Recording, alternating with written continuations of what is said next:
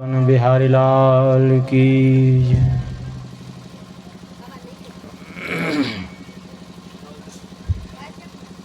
श्री सूत जी कह रहे थे, सवई पुंसाम परो धर्मो यतो भक्तिरधोक्षजे अहेतुक्य प्रतिहताय आत्मा संप्रसीदति।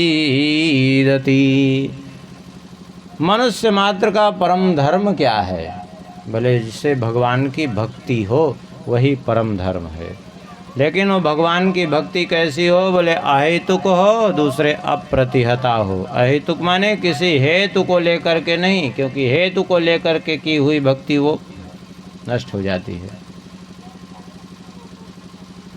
फिर वो अहेतुक जब नहीं रहती ना, तो कभी कभी तो भक्ति ऐसी दिखती है कि बस जोर में आए तो एक दिन भर माला जप किए, 100 माला जपे, दूसरे दिन 125 माला जपे, तीसरे दिन 150 माला जपे, फिर कभी 90 माला जपे, कभी 80 माला जपे, और फिर उसके बाद वही हाल होता है कि नई भक्ति 9 दिन खींचातानी 10 दिन, और 11वें दिन आते ही वो चद्दर ओढ़ करके 10 बजे तक सोए आराम से, कोई मतलब नहीं निकला, सब खत्म हो गई भक्ति। तो ये भक्ति नहीं, अहेतुक हो और अबाधित हो, एक रस चलने वाली भक्ति। एक रस तभी चलेगी जब हेतु नहीं रहेगा कुछ, क्योंकि हेतु को लेकर के की हुई भक्ति अपने आप बाधित होती ही है। जैसे एक सज्जन थे, निर्धन थे, किसी ने उनको कहा कि थोड़ा भगवान का भजन पूजन किया करिए तो भगवान की कृपा होगी। बोले ठीक है। गए, ले आए गोपाल जी को, सुंदर बढ़िया लड्डू गोपाल जी की सेवा करने लगे। खूब किए कुछ दिन सेवा, लेकिन कोई लाभ उनको नहीं दिखा उससे कि जो है कुछ धन में वृद्धि हुई नहीं। जब धन में वृद्धि हुई, एक दिन संयोग से कोई एक व्यक्ति उनको मिला, उससे बताए तो उसने कहा कि गोपाल जी तो मोक्ष देने वाले हैं, यदि धन ही चाहिए था तो भगवती दुर्गा की तुमको उपासना करनी चाहिए। बस अब उनका मन बदल गया, गोपाल जी को रखा एक अलमारी में और ला करके दुर्गा जी को बैठाया। अब उनकी उपासना चालू हो गई। एक दिन क्या किया उन्होंने, गोपाल वो जी तो अलमारी में बैठा दिया था, दुर्गा जी के सामने धूप जलाई। अब धूप बत्ती का धुआं उड़ करके सीधा गोपाल जी की नाक में पहुंचा, और जैसे ही गोपाल जी की नाक में पहुंचा, मारे गुस्सा के एकदम तमतमा गए। बोले देना लेना कुछ नहीं, जबरदस्ती धूप सूंघने के लिए बैठे हैं खाली। हाँ, धूप भी हमने दुर्गा जी को अर्पण की, सूंघ अपने रहे हैं और दिया कुछ नहीं आज तक। बस गुस्से में आए और रुई उठाए, ले जा करके नाक बंद कर दिया गोपाल जी की। और जैसे ही नाक बंद किया वैसे ही गोपाल जी प्रकट हो गए। बोले हम प्रसन्न हैं, क्या इच्छा है वरदान मांग लो। बोले हमें क्या पता था कि आप रुई लगाने से प्रसन्न होते हैं हम पहले ही रुई लगा देते। भगवान ने कहा रुई लगाने से थोड़े ही प्रसन्न होते हैं। बोले फिर हमने इतने दिन उपासना की, अभी तक तो नहीं आए, अभी क्यों आए? बोले अभी हम इसलिए आए कि अभी तक तुम हमको जड़ मान रहे थे, मूर्ति मान करके पूजा कर रहे थे, इसलिए हम जड़वत व्यवहार कर रहे थे। लेकिन आज तुमको ये बात समझ में आ गई कि हम मूर्ति नहीं, हम तो धूप सूंघ रहे हैं, हम चेतन हैं। आज तुमको चैतन्य का आभास हो गया तो हम प्रकट हो गए। देखिए, भगवान भक्त के भावग्राही हैं, सीधी बात समझने की ये है। भगवान नाम रूप लीला धाम सब उन्हीं के हैं, लेकिन फिर भी वो उससे परे हैं, सीधी बात। भगवान किसी नाम रूप में बंधे नहीं हैं, लेकिन फिर भी नाम रूप तो सब उन्हीं के हैं। भगवान का अपना कोई रूप नहीं, लेकिन भक्त की भावना जैसी रहती है वैसा ही भगवान रूप धारण कर लेते हैं। हम मान लेते हैं मूर्ति, जब मूर्ति मान लेते हैं तो भगवान उसी अनुसार व्यवहार करने लगते हैं। हम उनको जड़ मान लेते हैं तो जड़वत व्यवहार कर लेने लगते हैं। अभी इन्हीं को हम मान लें कि जो है ये साक्षात हैं और इन्हीं को बालक की तरह लेकर के गोद में आप बैठिए, खिलाइए पिलाइए, यही खेलने लगेंगे, यही हंसने लगेंगे, यही क्रीड़ा भी करने लगेंगे, यही आपको परेशान भी करने लगेंगे, जैसे बच्चे परेशान करते हैं सब कुछ करने लगेंगे। क्यों? हमारी भावना ही उनके क्रियाकलाप को प्रकट करती है। हमारी जैसी भावना होगी वैसे ही वो करेंगे, सीधी बात है। अपनी इच्छा से भगवान कुछ नहीं करते। क्यों? क्योंकि रामो न गच्छति न तिष्ठति नानुशोच त्याकांक्षते त्यजति नो न करोति किंचित। राम जी ने कहीं जाते हैं, न आते हैं, न उठते हैं, न बैठते हैं, कुछ करते नहीं। आनंद मूर्ति रचलो परिणामहीनो, आनंद मूर्ति है, चल है, परिणाम से हीन है। बोले फिर, बोले माया गुणान अनुगतो ही तथा विभाति, माया के गुणों के द्वारा ही भगवान करते हैं सारे कार्य। ऐसे ही भक्ति जब हृदय में रहती है तो भक्ति के द्वारा ही भगवान के क्रियाकलाप प्रकट होते हैं। सीधी बात यही है। तो भगवान की भक्ति जो है अहैतुक होगी तभी अबाधित भी होगी, नहीं तो बाधा पड़ना स्वाभाविक है। अच्छा, भगवान की भक्ति हो रही है ठीक, ये कैसे पता चलेगा कि सही भक्ति हो रही कि नहीं हो रही है? वासुदेवे भगवती भक्ति योगः प्रयोजितः जनयत्यासु वैराग्यम ज्ञानम च यदहैतुकम। भगवान की अहेतुक भक्ति जब होगी तो शीघ्र ही 2 पुत्रों की प्राप्ति होगी। कौन? वैराग्यम ज्ञानम च जनयति। क्योंकि भक्ति के सूत्र में बंध करके भगवान हृदय में आएंगे और भक्ति और भगवान के मिलन से भक्ति महारानी को 2 पुत्र होंगे, वैराग्य और ज्ञान। यदि जीवन में वैराग्य नहीं हो रहा है विषयों से तो अभी भक्ति भी ठीक से नहीं हो रही है। सच्चाई ये है। आजकल लोग ज्ञान खूब बघारते हैं और देखा जाए तो वैराग्य जीवन में बिल्कुल नहीं है। अरे ज्ञान की होई विराग बिन, बिना जीवन में वैराग्य आए बिना ज्ञान नहीं आएगा, कभी नहीं आएगा, पक्की बात समझ लीजिए। क्योंकि भक्ति के ज्येष्ठ पुत्र का नाम है वैराग्य और छोटे का नाम है ज्ञान। आसु वैराग्यम ज्ञानम च जनयति। ज्ञान की होई विराग बिन, बिना वैराग्य के ज्ञान नहीं होगा, पक्की बात समझ लीजिए। निष्ठा पूर्वक धर्म पालन का फल क्या है? बोले धर्मः स्वनुष्ठितः पुंसाम विश्वक्सेन कथासु यः नोत्पादयेद् यदि रतिं श्रमेव हि केवलम। निष्ठा पूर्वक धर्म पालन का फल है भगवान की कथा में रुचि होना। और यदि भगवत कथा में रुचि नहीं हो रही है तो निश्चित रूप से समझ लेना चाहिए अभी धर्म पालन भी ठीक से नहीं हो रहा है। धर्म पालन हो रहा है, इसका फल यही है कि भगवान के प्रति दिन प्रतिदिन रुचि बढ़ती जाए, दिन प्रतिदिन भगवत प्रेम बढ़ता जाए, तब तो भगवान में रुचि बढ़ती है, तब समझ लीजिए धर्म हो रहा है। और नहीं तो केवल श्रम मात्र हो रहा है, धर्म नहीं बन रहा है, कहीं ना कहीं त्रुटि हो रही है उसमें। 4 पुरुषार्थ हैं, धर्म, अर्थ, काम, मोक्ष। धर्म का फल क्या है? आजकल ऐसे ऐसे लोग हैं कह देंगे धर्म का फल है अर्थ, पूछो अर्थ का फल तो कह देते हैं काम, अथवा काम का फल तो फिर क्या काम का फल मोक्ष होता है क्या? अरे काम क्रोध लोभ आदि सब नाथ नरक के पंथ। तब बोले धर्म का फल अर्थ नहीं बल्कि धर्मस्य याप वर्गस्य नार्थार्थायोपकल्पते। धर्म का फल है मोक्ष, ना कि धर्म का फल अर्थ है। धर्म का फल है मोक्ष और अर्थ क्या है? बोले अर्थ केवल धर्म के लिए है, अर्थ केवल धर्म के लिए है। आप विचार करिए, 84 लाख योनियां हैं, भगवान ने धन किसी को नहीं दिया, केवल मनुष्य को क्यों दिया?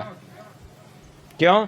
क्योंकि जीवन से धन का कोई संबंध ही नहीं है। धन भगवान ने मनुष्य को इसलिए दिया है कि उसके पास उस धन को धर्म में लगाने की बुद्धि है, विवेक है।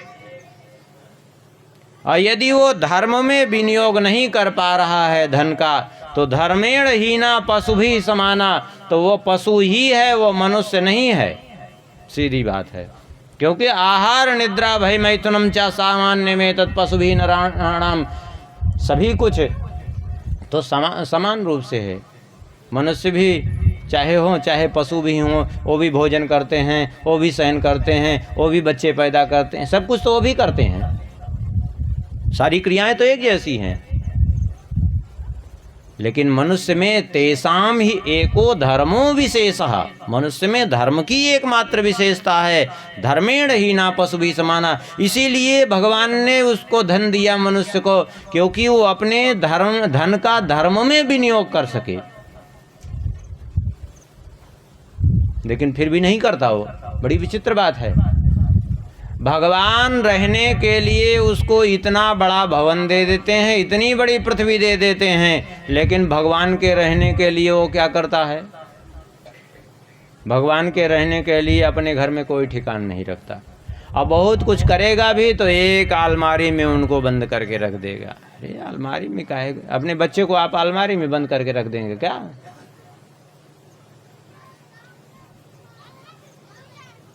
नहीं, ये है दशा। क्यों? क्योंकि भगवान के प्रति उसकी रुचि नहीं, धर्म के प्रति रुचि नहीं है।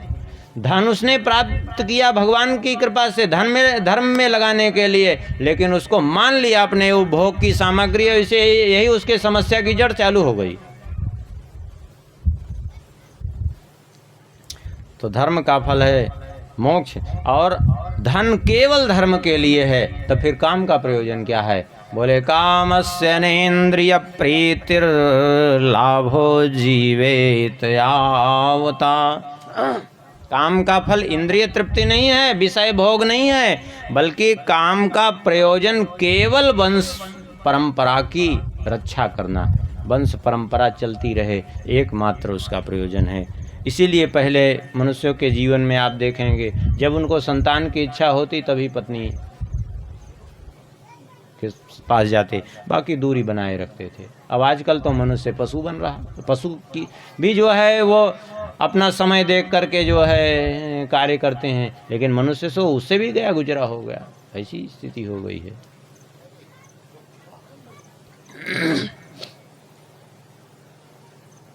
तो काम का फल केवल जीवन निर्वाह है। तो फिर जीवन का फल क्या है? बोले जीवस्य तत्व जिज्ञासा नार्थो यस्येह कर्म भी। जीवन का फल है तत्व जिज्ञासा, न अर्थो न इह कर्म भी। जीवन का फल केवल भगवत तत्व जिज्ञासा है, भगवत तत्व की प्राप्ति है। ना तो जो है जीवन का फल धन कमाना है, ना तो यहाँ बहुत कर्म करना है। जीवन का फल तत्व जिज्ञासा। तो फिर तत्व क्या है? वदन्ति तत्तत्त्वविदं तत्त्वं यज्ञानमद्वयं ब्रह्मेति परमात्मेति भगवानिति शोभ्यते। उसी को तत्ववेत्ता कोई ब्रह्म कहते हैं, उसी को कोई परमात्मा कहते हैं, कोई उसी को भगवान कहते हैं। उसी परमात्मा तत्व के ज्ञान के लिए ही ये जीवन है, सीधी बात है। आप कहेंगे तीन क्यों कह दिया? ब्रह्म कह दिया, परमात्मा कह दिया, भगवान क्यों कह दिया? क्योंकि तीन रूप हैं उसके, इसलिए तीन कह दिया। तीन रूप कैसे? वही जब निर्गुण निराकार स्वरूप में हो तो उसी को ब्रह्म कहते हैं। वही जब सगुण निराकार स्वरूप में हो तो उसी को परमात्मा कहते हैं, और वही सगुण साकार रूप धारण कर ले तो उसी को भगवान कहते हैं। सीधी बात है। नई बात समझ में आई? ये बिजली है। संपूर्ण ब्रह्मांड में बिजली है कि नहीं है? संपूर्ण ब्रह्मांड में बिजली व्याप्त है, कभी कभी चमकती है, ठीक है। अब संपूर्ण ब्रह्मांड में बिजली होते हुए भी करंट लग रहा है किसी को? नहीं लग रहा है। क्यों? क्योंकि उसका कोई गुण नहीं दिख रहा है। उससे प्रकाश हो रहा है, बिजली से नहीं हो रहा है, कोई गुण नहीं दिख रहा है। अच्छा, कोई उसका आकार प्रकार दिख रहा है? बोले कोई नहीं, क्योंकि वो निर्गुण निराकार स्वरूप में व्याप्त है। ये बिजली का क्या है? निर्गुण निराकार स्वरूप। अब उसी बिजली को यंत्र के माध्यम से तार में प्रवाहित कर दिया।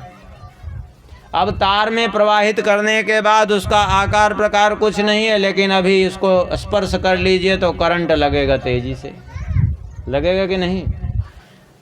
कोई आकार ना होते हुए गुण है कि नहीं है? ये क्या है? ये है बिजली का सगुण निराकार स्वरूप। और वही बिजली अब बल्ब के रूप में, ट्यूबलाइट के रूप में और विभिन्न रूपों में प्रकाशित होने लगी। अब ये क्या है? बोले बिजली का सगुण साकार रूप है। ऐसे समझिए, दूसरी तरफ बादल है, आप बादल तक पहुंच जाइए, लेकिन आप फिर भी भीगेंगे नहीं। क्यों? बादल जल है, लेकिन फिर भी आपको भिगाएगा नहीं, वो आपकी प्यास नहीं बुझाएगा बादल। आप बादल के ऊपर तक चले जाइए तब भी। देखिए, आप पहाड़ों पे जा कर के आप ऊपर पहुंच जाएंगे, नीचे बादल आपके हो जाएंगे। बादल को पार करके ऊपर पहुंच गए, लेकिन नीचे बादल, फिर भी आपकी न प्यास बुझेगी, न तो आपको जो है बादल का कोई अनुभव होगा, न उससे भीगेंगे। क्या है? बोले ये जल का निर्गुण निराकार स्वरूप है, कोई आकार नहीं और कोई गुण नहीं। लेकिन वही बादल जल के रूप में परिणित हो गया, तो जल के रूप में परिणित होने के बाद उस जल का कोई आकार नहीं है, फिर भी गुण है कि नहीं है? वो आपकी प्यास भी मिटा देगा, आपको स्नान भी करा देगा, गुण है कि नहीं? लेकिन कोई आकार नहीं है उस जल का। जिस पात्र में रख दीजिए वही आकार अपने आप में उधारण कर लेगा। लेकिन उसी को आप रख करके जल किसी पात्र में रख दीजिए फ्रिज में, क्या हो जाएगा? अब वो आकार धारण कर लिया उसने। क्या है? अब उसमें जल का गुण भी विद्यमान है और आकार भी विद्यमान है। ये क्या है? सगुण साकार स्वरूप है। अब तीनों देखा जाए तो तत्वतः एक हैं। वो बादल और वह जल और वह बर्फ, तीनों तत्वतः एक हैं। बस अंतर क्या है? एक का नाम है बादल, दूसरे का नाम है जल, तीसरे का नाम है बर्फ। ऐसे ही तीनों एक ही हैं। उसी वही निर्गुण निराकार स्वरूप ब्रह्म, वही सगुण निराकार स्वरूप परमात्मा, और वही सगुण साकार रूप धारण कर लिया भगवान। सीधी सीधी बात है। उसी परम तत्व के ज्ञान के लिए ही यह जीवन है। यदि उसका ज्ञान नहीं प्राप्त हुआ तो यह जीवन नहीं है, व्यर्थ है, किसी काम का नहीं, केवल ये शरीर का भार ढो रहे हैं और कुछ नहीं किया जीवन में। सच्चाई यही है।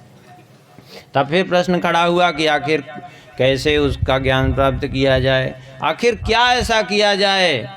तो कहते हैं शुश्रूषो श्रद्धानस्य वासुदेव कथा रुचिः स्यान्महत्सेवया विप्रा पुण्यतीर्थ निषेवणात्। पुण्य तीर्थों के सेवन के प्रभाव से, पुण्य तीर्थों के सेवन के प्रभाव से महत सेवा का प्रभाव पता चलता है। महत पुरुषों का, क्योंकि जब तीर्थों में जाएंगे तो महापुरुषों से के दर्शन होते हैं, वहाँ भेंट होगी, फिर उनकी महिमा पता चलेगी।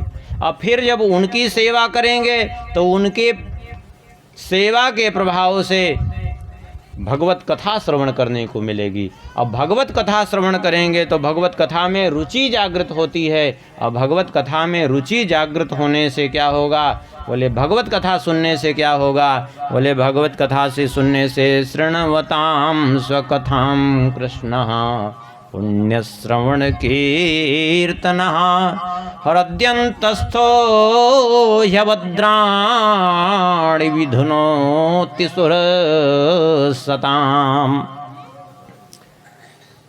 जब कोई कथा सुनता है तो कथा के रूप में भी भगवान ही हैं। कथा के माध्यम से भगवान कानों के द्वारा अंतर हृदय में जाते हैं, और अंतर हृदय में जब भगवान जाते हैं तो अंतर हृदय में तमाम अभद्र भरे हुए हैं, काम क्रोध लोभ मोह मद मत्सर आदि विकार भरे हुए हैं। उन अभद्रों को विधुनोति, विशेष रूपेण धुनोति, नष्ट कर देते हैं भगवान। क्यों?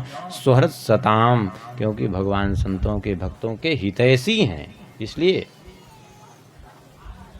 जीव अपने से चाहे कि अपने मन को स्वच्छ बना ले, अपने हृदय को निर्मल बना ले, ये उसके लिए संभव नहीं है। लेकिन भगवान कुछ करने का सोच लें तो उनके लिए क्या कोई कार्य असंभव है? क्या कोई कार्य उनके लिए असंभव नहीं है, उनके लिए सब कुछ संभव है। और जो अभद्र नष्ट हो जाते हैं निरंतर नित्यम भागवत सेवया। भागवत सेवा का दो अर्थ। भागवत सेवा माने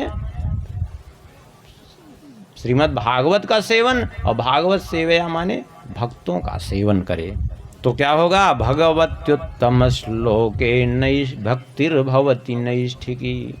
उत्तम श्लोक भगवान में नैष्ठिक भक्ति हो जाती है। भगवान की भक्ति बिना भक्तों की सेवा के संभव नहीं है, बिना भागवत की सेवा के संभव नहीं है, सीधी बात है। और जब भगवान के प्रति नैष्ठिक भक्ति होती है तो हृदय में वैराग्य होता है, और फिर भगवत तत्व का ज्ञान हो जाता है, भगवत तत्व विज्ञानम। और जब भगवत तत्व का ज्ञान होता है तो मुक्त संगस्य जायते, वो मुक्त संग हो जाता है, समस्त आसक्तियों से मुक्त हो जाता है।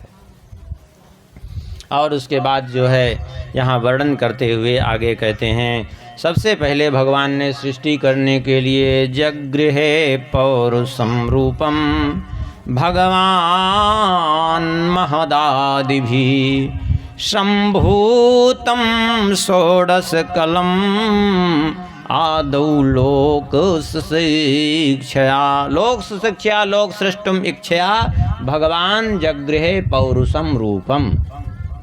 भगवान ने लोक रचना की इच्छा से सबसे पहले स्वयं पौरुषम रूपम जगृहे, पौरुष रूप धारण किया, और हजारों वर्ष तक जल में शयन करते रहे। भगवान का नाम ही पड़ गया नारायण।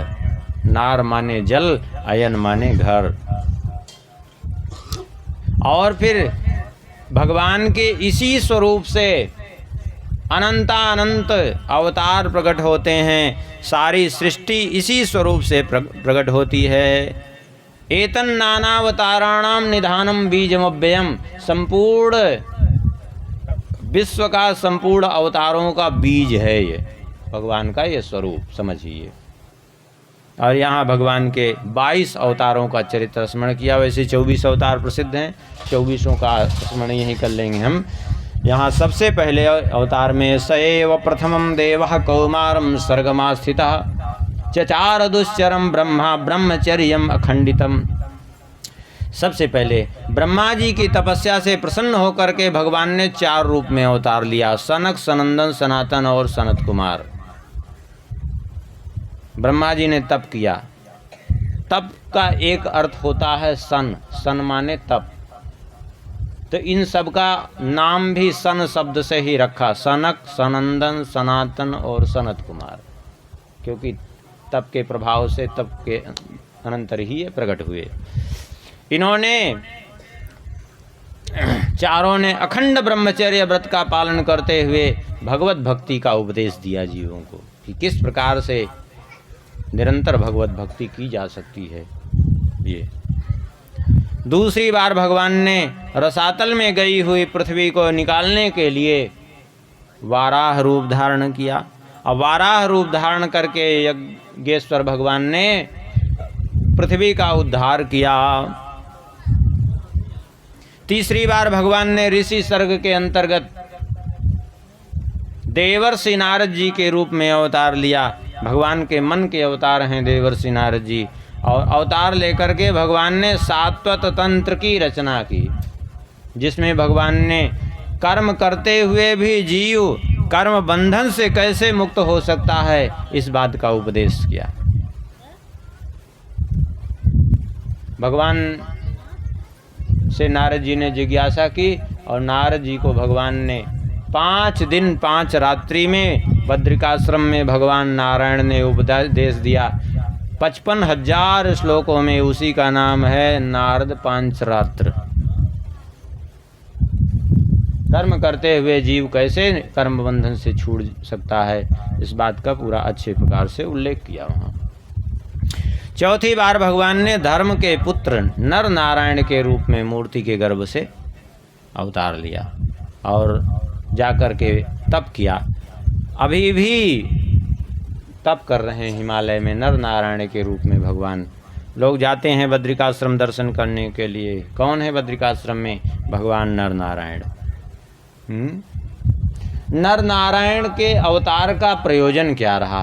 एक तो प्रयोजन ये रहा कि जीवों को तपस्या करने की शिक्षा प्रदान करना, कि तपमय जीवन होना चाहिए। दूसरा एक प्रयोजन और भी रहा भगवान नर नारायण के अवतार का। एक दैत्य जिसका नाम था सहस्र कवची, ये सहस्र कवची दैत्य था। इसने भगवान सूर्यदेव की आराधना की। भगवान सूर्यदेव प्रसन्न हुए। सूर्यदेव ने प्रसन्न होकर के कहा, जो इच्छा हो मांगो, वरम ब्रूहि, वरदान मांगो, क्या चाहिए तुम्हें? इसने कहा, हमें अमरत्व प्रदान कर दीजिए।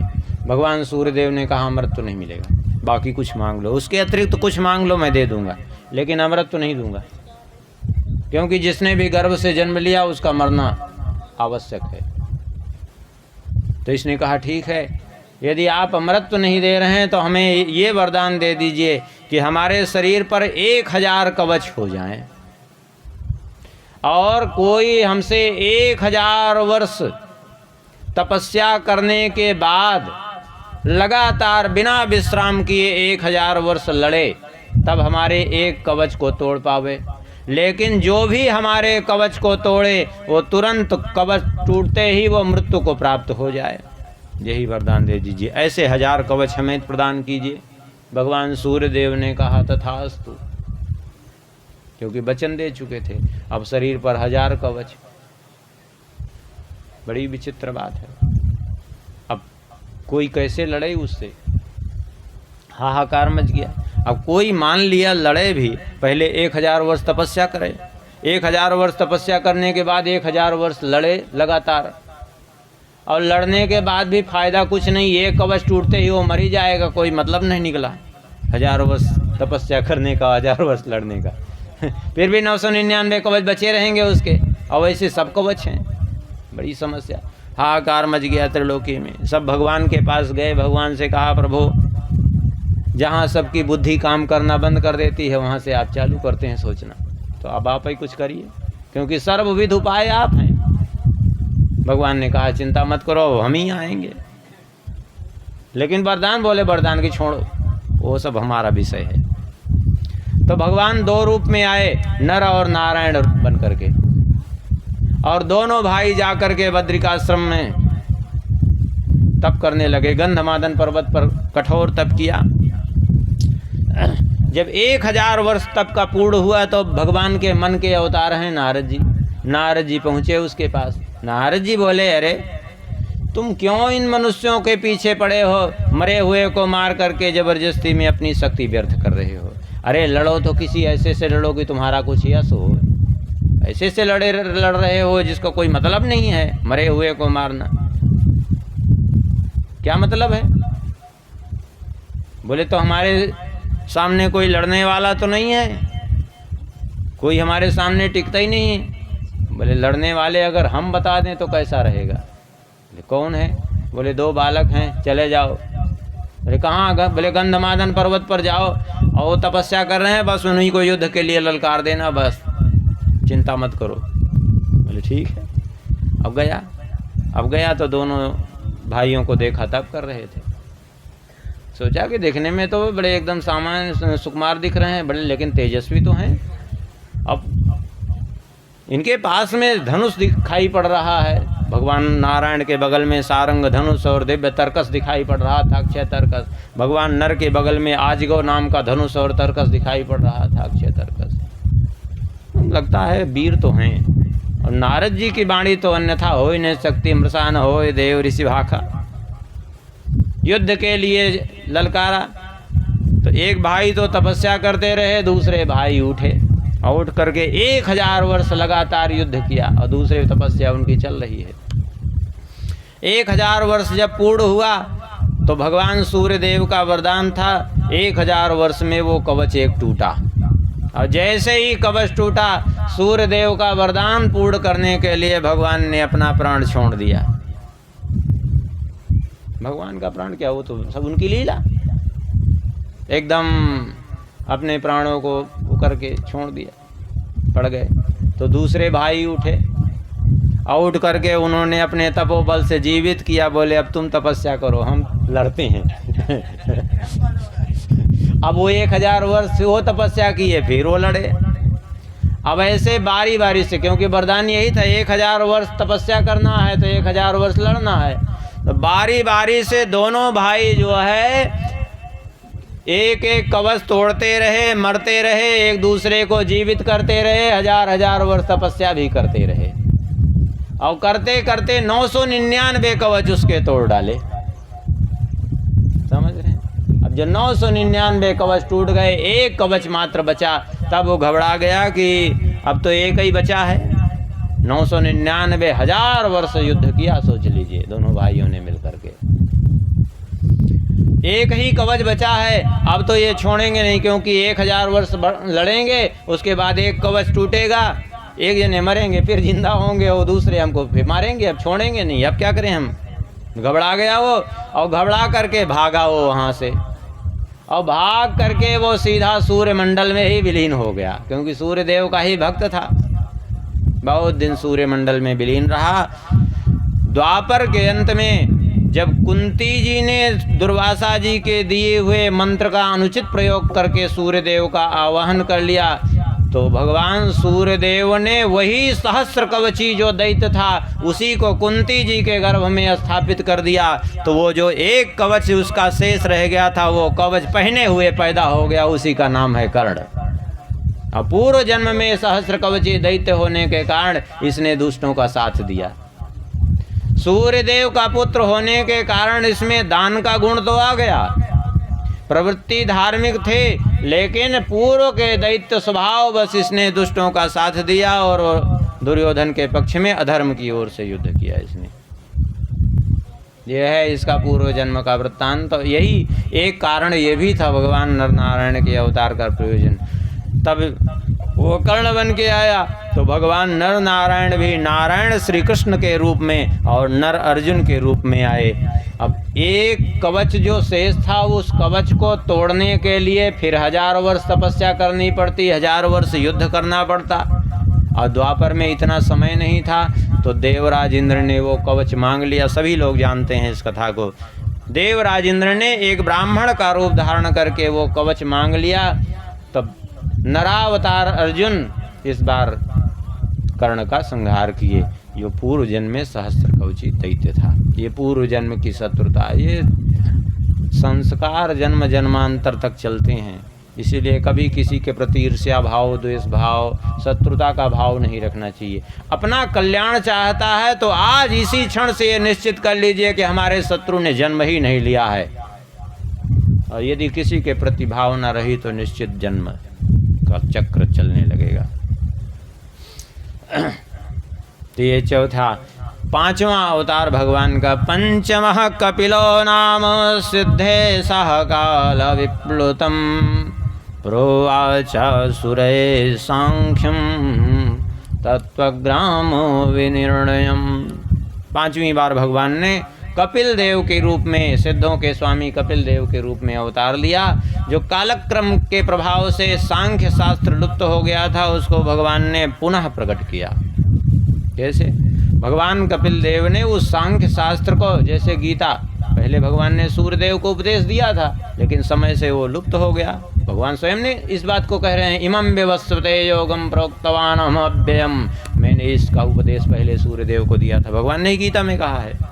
बाद में लुप्त होने के कारण अर्जुन को सुनाया। ऐसे ही वो आसुरी नाम के एक ब्राह्मण को उसका उपदेश दिया है सांख्य शास्त्र का।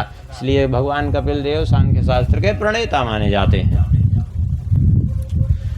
6वीं बार भगवान ने अत्रि के पुत्र के रूप में अवतार लिया और अत्रि पुत्र होने के कारण आत्रेय कहलाए, जिनको लोग दत्तात्रेय के नाम से जानते हैं। भगवान दत्तात्रेय समस्त योग की सिद्धियां योग के स्वामी। इस अवतार में भगवान ने अवधूत चर्या का पालन करते हुए जीवों को अवधूत चर्या की शिक्षा प्रदान की। 7वीं बार भगवान ने रुचि प्रजापति की पत्नी आकुति के द्वारा जन्म लेकर के यज्ञ नारायण के रूप में स्वयंभू मनवंतर की रक्षा की। 8वीं बार भगवान ने नाभि की पत्नी मेरु देवी के द्वारा ऋषभ देव जी के रूप में अवतार लिया और इस अवतार में भगवान ने संन्यास आश्रम की कैसे मर्यादा पालन करनी चाहिए ये अपने चरित्र से करके शिक्षा प्रदान की। 9वीं बार भगवान ने ऋषियों की प्रार्थना पर वेन के भुजाओं का मंथन करने से भगवान पृथु रूप में प्रकट हुए और पृथु रूप में प्रकट होकर के भगवान ने पृथ्वी का दोहन किया और इस संपूर्ण पृथ्वी को समतल करने का काम पृथु जी ने किया। 10वें अवतार में मत्स्य रूप में भगवान ने अवतार लेकर के, यहाँ कोई ये नहीं समझना चाहिए कि इसके बाद ऐसा हुआ है, ये क्रम आगे पीछे भी हो जाते हैं, ऐसा कुछ नहीं है। क्रम का कोई वो नहीं है, कभी कोई अवतार क्रम आगे पीछे भी हो जाते हैं, क्योंकि कोई ये निश्चित सिद्धांत नहीं है कि ये अवतार इसी समय हुआ। जैसे 12 अवतार, अब 12 अवतार 2 बार, श्वेत 12 अवतार, नील 12 अवतार, तो अलग अलग, उसे बहुत इसमें परेशान होने की ज़रूरत नहीं है, ऐसे बहुत से अवतार हैं। तो भगवान ने मत्स्य रूप धारण करके क्या किया, बोले सत्यव्रत मनु को नौका पर बिठा करके विचरण कराया प्रलय काल पर्यंत, जब पृथ्वी जलमग्न थी और उस समय ऋषियों की वेदों की भगवान ने रक्षा की। 11वीं बार भगवान ने जब समुद्र मंथन हो रहा था तो भगवान ने कच्छप रूप धारण करके मंदराचल को अपनी पीठ पर उठाया। 12वीं बार भगवान ने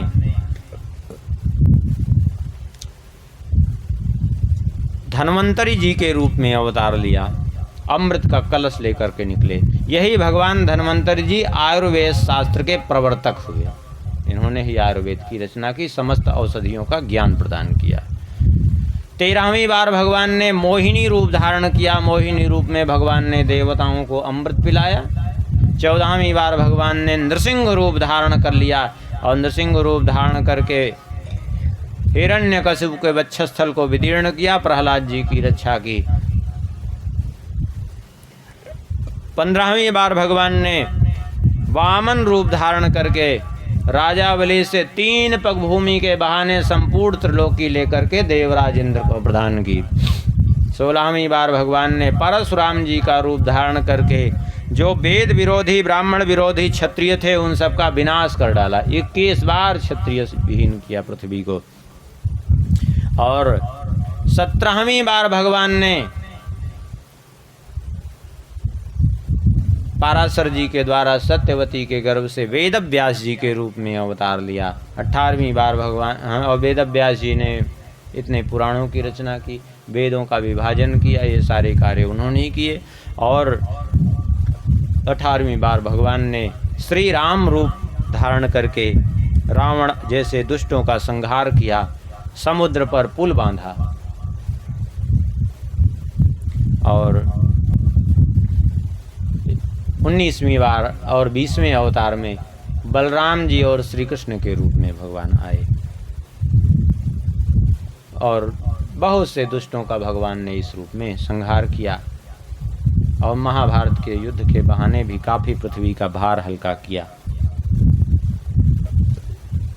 21वें अवतार के रूप में बुद्ध अवतार का नाम यहाँ लिया। बुद्ध अवतार, लोग शास्त्र के मर्मों को न समझने के कारण अनुचित हिंसा में प्रवृत्त होकर के जीवों को यज्ञ के नाम पर जो है बलि देते थे, तो उनको रोकने के लिए बुद्ध अवतार लिया। 22वें अवतार के रूप में कल की अवतार जो अंतिम में कलयुग में होना है, ये अवतार अभी बाकी है।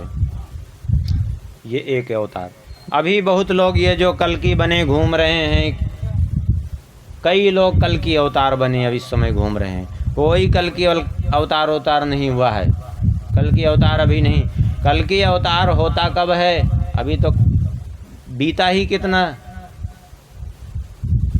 अभी तो 5100 वर्ष बीते हैं यहाँ कलयुग के। कलयुग जब कि आयु कितनी है? 4,32,000 वर्ष।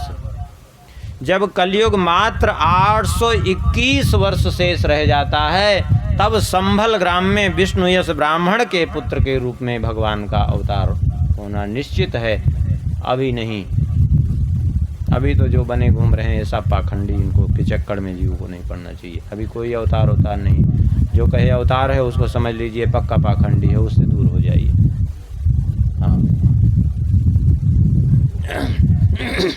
ये 22 अवतारों का यहाँ नाम लिया। 2 अवतार और 24 प्रसिद्ध हैं। एक हंस अवतार, एक हयग्रीव अवतार। हंस अवतार भगवान ने उस समय लिया जब सनकादिकों ने ब्रह्मा जी से प्रश्न किया और प्रश्न पूछा, तो उस प्रश्न का उत्तर ब्रह्मा जी नहीं दे पाए। तब भगवान ने प्रकट होकर के हंस के रूप में उसका उत्तर दिया। 11 स्कंद में उसका वर्णन भी है, आगे वहाँ अवसर रहा तो चर्चा करेंगे। और हयग्रीव अवतार भगवान ने उस समय लिया। एक हयग्रीव नाम का दानव था, दनु का पुत्र हयग्रीव। इसकी घोड़े जैसी ग्रीवा थी। इसने भगवती दुर्गा जी की कठोर आराधना की। भगवती प्रसन्न हुई, बोले क्या चाहिए? बोले हमें अमरत्व प्रदान कीजिए। भगवती ने कहा अमरत्व नहीं मिलेगा, और कुछ मांगो। सब अमरत्व ही चाहते थे, मिले। तो फिर हमें ये वरदान दे दीजिए कि मेरा वध केवल हयग्रीव के द्वारा हो, अन्य किसी से नहीं। उसने सोचा हयग्रीव मेरे अतिरिक्त संसार में कोई है ही नहीं है, तो इसलिए ऐसा वरदान मांगा। तब स्वयं भगवान नारायण ने ही हयग्रीव रूप धारण किया। हयग्रीव रूप धारण करके उसने वेदों को चुरा लिया था, चुरा के ले गया था रसातल लोक में।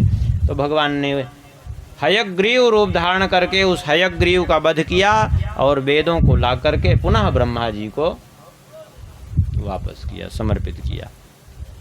इस प्रकार से ये 24 भगवान के मुख्य अवतार हैं। वैसे तो भगवान के अवतारा असंख्या, हरेर सत्व निधेर्द्वजा। भगवान के वैसे तो असंख्य अवतार हैं। ये तो जितने ऋषियो मनो देवा मनुपुत्रा महौजसा कला सर्वे हरेरेव सब प्रजापतेस्तथा। ये जो ऋषि हैं, मनु हैं, मनुपुत्र हैं, देवता हैं, ये सब भगवान की कलाएं हैं।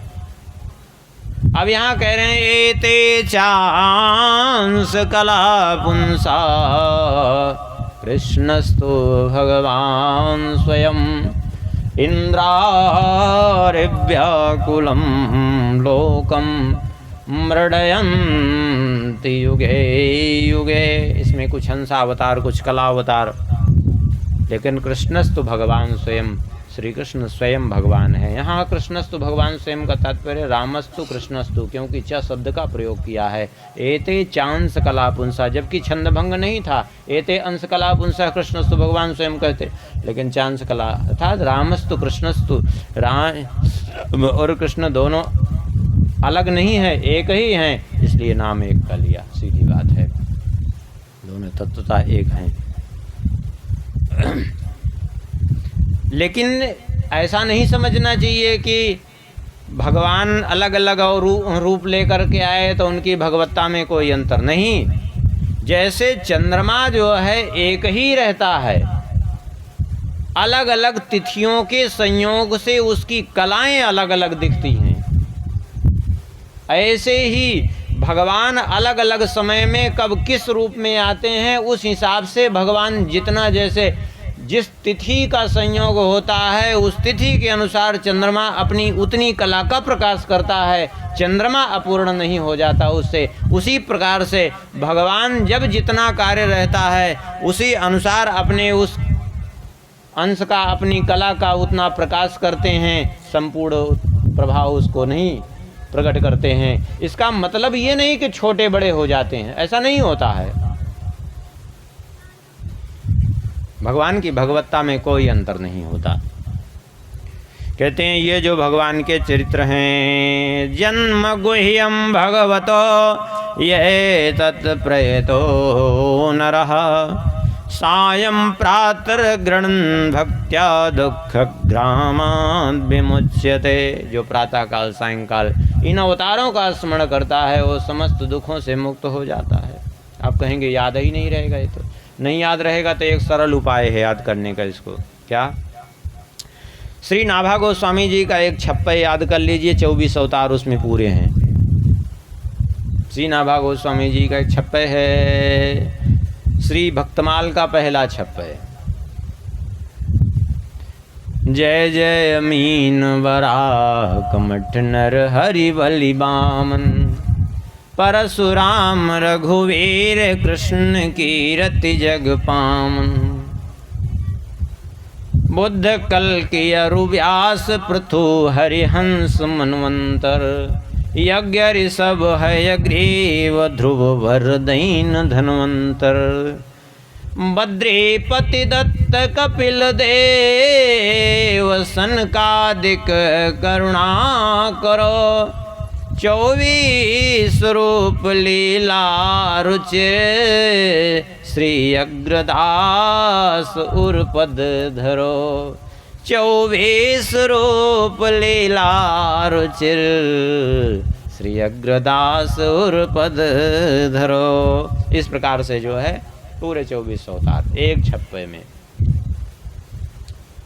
आगे वर्णन करते हैं।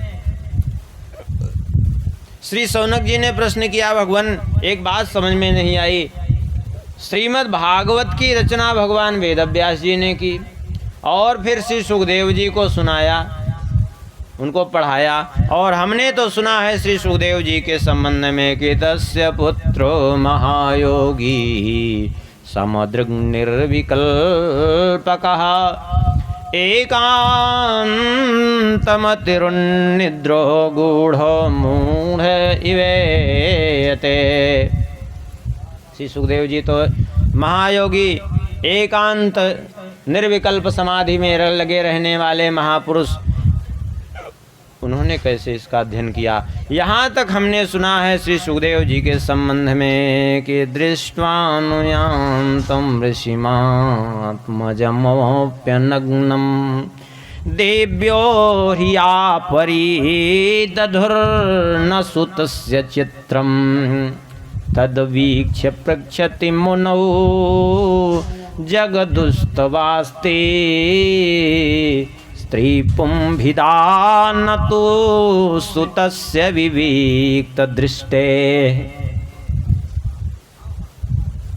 एक बार की बात है, आगे आगे श्री सुखदेव जी चले जा रहे थे, जिनके शरीर पर एक वस्त्र भी नहीं, बिल्कुल ऐसे दिगंबर वेश में। 16 वर्ष की अवस्था, अद्भुत स्वरूप है, स्वयं भगवान श्री कृष्ण ही हैं। श्री कृष्ण के ही जैसा स्वरूप है उनको। यदि दोनों को वस्त्र उतार के खड़ा कर दिया जाए तो पहचानना मुश्किल हो जाएगा। केवल एक ही चीज़ से पहचान सकते हैं, श्री कृष्ण चंचल नेत्र के हैं, वो थोड़ा गंभीर नेत्र के हैं, बस इतने हैं। क्योंकि नंदनंदन रूपस्तु श्री शुको भगवान ऋषि। आखिर में चले जा रहे थे और एक जगह स्वर्ग की अप्सराएं स्नान कर रही थी। श्री सुखदेव जी ने एकदम वैसे ही चले गए वहाँ से, कोई फर्क नहीं, वो सब स्नान करती रही। लेकिन जैसे ही दूर से व्यास जी को देखा आते हुए, वे सब लज्जित होकर के दौड़ दौड़ करके फटाफट अपने अपने सूखे वस्त्र उन्होंने धारण कर लिए और संकुचित होकर के खड़ी हो गई। ये देख करके भगवान वेदव्यास जी ने पूछा, अरे देवियों, मेरा पुत्र अभी 16 साल की अवस्था और अभी अभी तुम लोगों के सामने से गया, तुम लोगों को लज्जा भी नहीं आई? कैसी हो तुम लोग, स्नान करती रही उसके सामने? तुम्हें लज्जा नहीं आई? बोले बिल्कुल नहीं आई। तो क्यों नहीं आई? अरे अभी तो लज्जा आ रही, उस समय तुम्हारी लज्जा कहाँ चली गई थी? बोले उस समय लज्जा नहीं आई। बोले क्यों नहीं आई? बोले इसलिए लज्जा नहीं आई कि आपको भी मालूम है कि हम स्त्री हैं, आप पुरुष हैं ना, लेकिन आपके पुत्र को थोड़ी मालूम है। क्या मतलब है?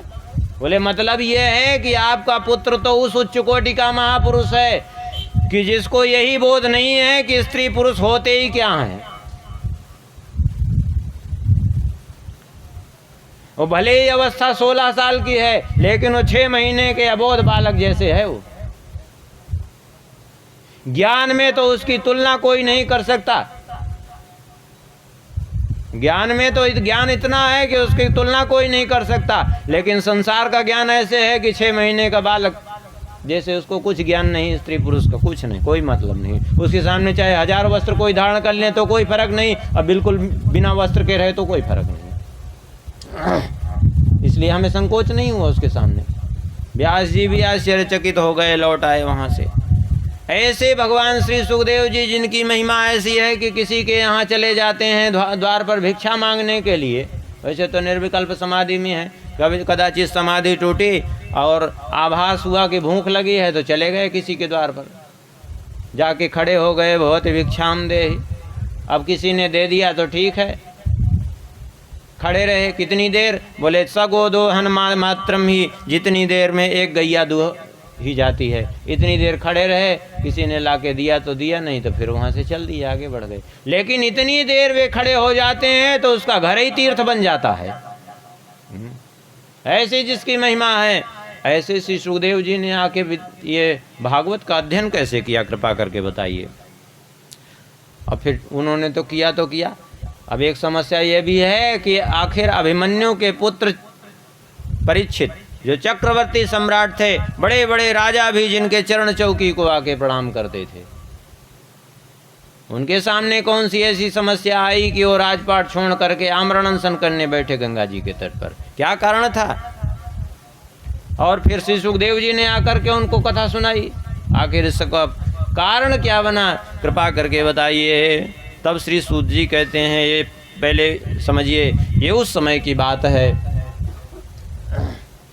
द्वापर युग के अंतिम चरण में भगवान वेदव्यास जी का पाराशर जी के द्वारा सत्यवती के गर्भ से प्रादुर्भाव हुआ।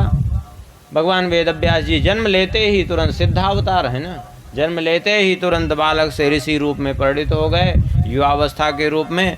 और माता जी को, पिताजी को प्रणाम किया, बोले हम जा रहे हैं तपस्या करने के लिए।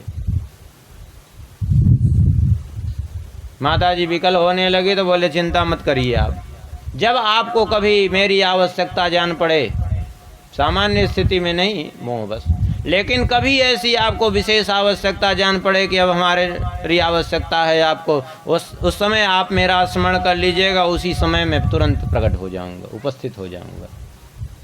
कह करके चले गए, जाकर तपस्या करने लगे। भूत भविष्य वर्तमान कोई उनकी दृष्टि से कुछ भी छुपा नहीं था। उन्होंने देखा भगवान वेदव्यास जी ने कि लोगों की मति जो है क्षीण हो रही है, बुद्धि क्षीण हो रही है, वेदों को धारण करने की सामर्थ्य लोगों के पास नहीं रही। तब क्या किया? बोले एक वेद के 4 विभाग किए, ऋग यजु साम अथर्वाख्यम, ऋग्वेद यजुर्वेद सामवेद और अथर्ववेद के रूप में। आजकल ऐसे ऐसे मूर्ख हैं, कह देते हैं कि ऋग्वेद की रचना 2000 ईसा पूर्व, पता नहीं कहाँ से मूर्ख लोग ये बुलाते हैं। वही गलत इतिहास पढ़ाया जा रहा है लोगों को।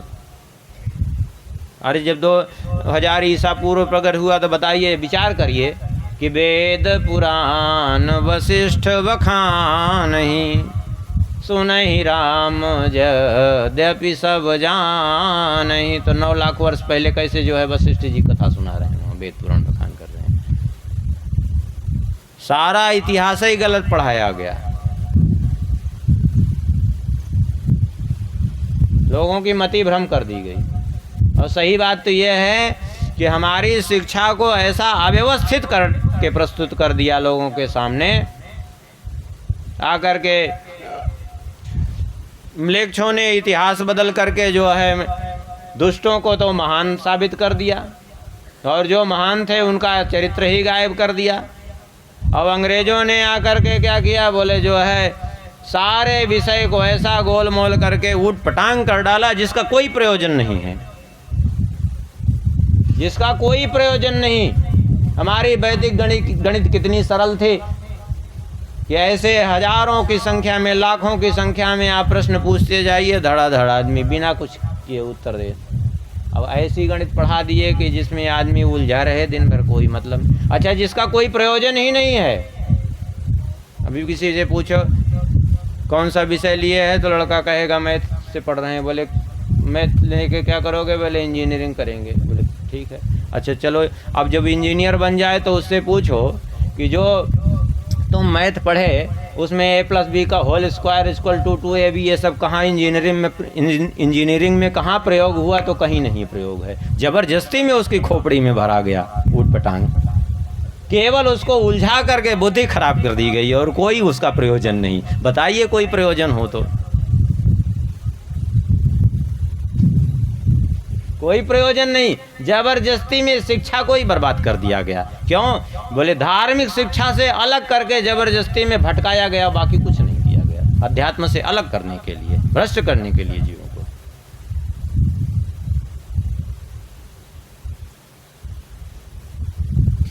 भगवान वेद व्यास जी ने इसीलिए बुद्धि लोगों की कम हो रही, मेधा शक्ति क्षीण हो रही है, इसलिए एक वेद के 4 विभाग किए। लेकिन देखा कि इतना भी धारण करने में लोग समर्थ नहीं है, तो फिर एक एक वेद की अलग अलग संहिताएं कई रच दी कि कम से कम अपनी अपनी संहिता का लोग पाठ करते रहेंगे तो भी जो है वेद उनको कंठस्थ रहेगा।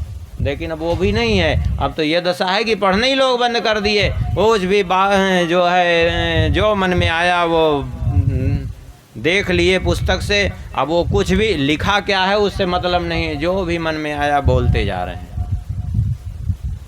लिखा कुछ है, बोल कुछ। बिना गुरुमुख के वेद अगर कोई पढ़ रहा है तो 100% अशुद्ध हो रहा है। आजकल अधिकतर लोग ऐसे कर रहे हैं। और तो और कुछ अपने से जोड़ते हैं। कितने लोग तो ऐसे अपने से ऐसा जोड़ देते हैं कि कुछ नहीं। पूजन करा रहे हैं, समर्पयामि ही करोमि ही। अब बताओ, मैं प्रत्यय पहले से लगा है, उसमें ज़बरदस्ती कैसे विसर्ग लगा दिए? लगा रहे हैं कि नहीं लगा रहे हैं? कहाँ से आया विसर्ग? जबरदस्ती में। उसमें पहले से ही मैं प्रत्यय लगा है, कर्तव्य वो क्रियापद पहले से ही लगा। कहाँ से जोड़ दिए जबरदस्ती में? जबरदस्त वो ये समझते हैं कि हम इसमें विसर्ग अनुस्वार जोड़ देंगे तो संस्कृत बन जाएगा। अरे संस्कृत तो पहले से बना है, वो अपनी मूर्खता उसमें जोड़ दिए। विसर्ग अनुस्वार नहीं जोड़े, अपनी मूर्खता जोड़ दी है उसमें। अरे जितना लिखा है उतना भी पढ़ो तो भी शुद्ध है, लेकिन उतना भी नहीं पढ़ेंगे। बड़ी विचित्र स्थिति हो गई है।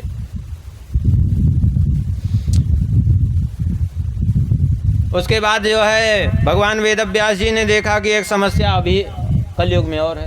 लोग वेद के अर्थ को समझेंगे ही नहीं। आज यही तो हो रहा है। वेदों के अर्थ को न समझने के कारण ऊट पटांग जबरदस्ती वेद का अर्थ निकालते। अरे वेद का अर्थ तुम निकाले कैसे? अरे वेद का व्याकरण अलग है और लौकिक व्याकरण अलग है। वेद का व्याकरण, वैदिक व्याकरण कहीं पढ़ाया ही नहीं जाता। अपाणनीय व्याकरण पढ़ाया जाता है, उसके आधार पर वेद के तात्पर्य को नहीं निकाला जा सकता। अर्थ कदाचित निकाल सकते हैं लेकिन तात्पर्य नहीं निकाल सकते। बताइए कैसे आप अर्थ करेंगे? तो भगवान वेद व्यास जी ने इतिहास पुराणों की रचना की।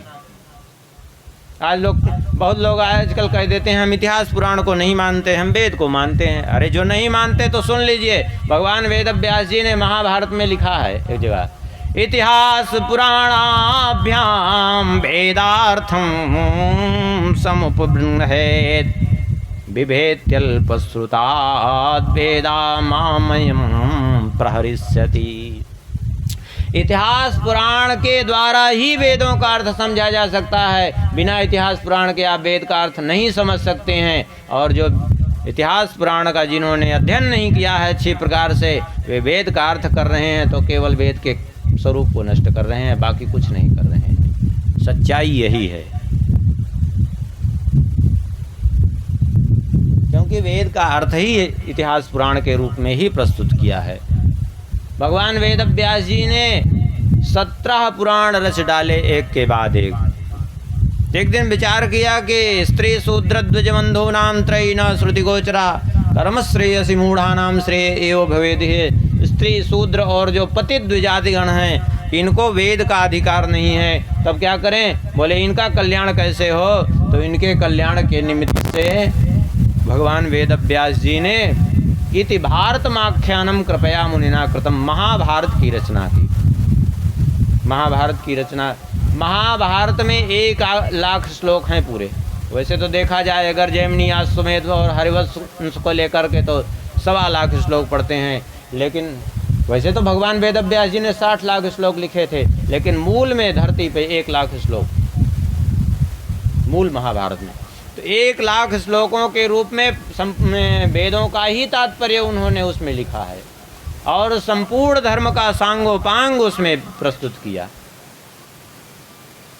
इसीलिए कहते हैं यन्न भारते तन्न भारते अन्य हास्ति न क्वचित, जो महाभारत में नहीं वो पूरे भारत में नहीं है।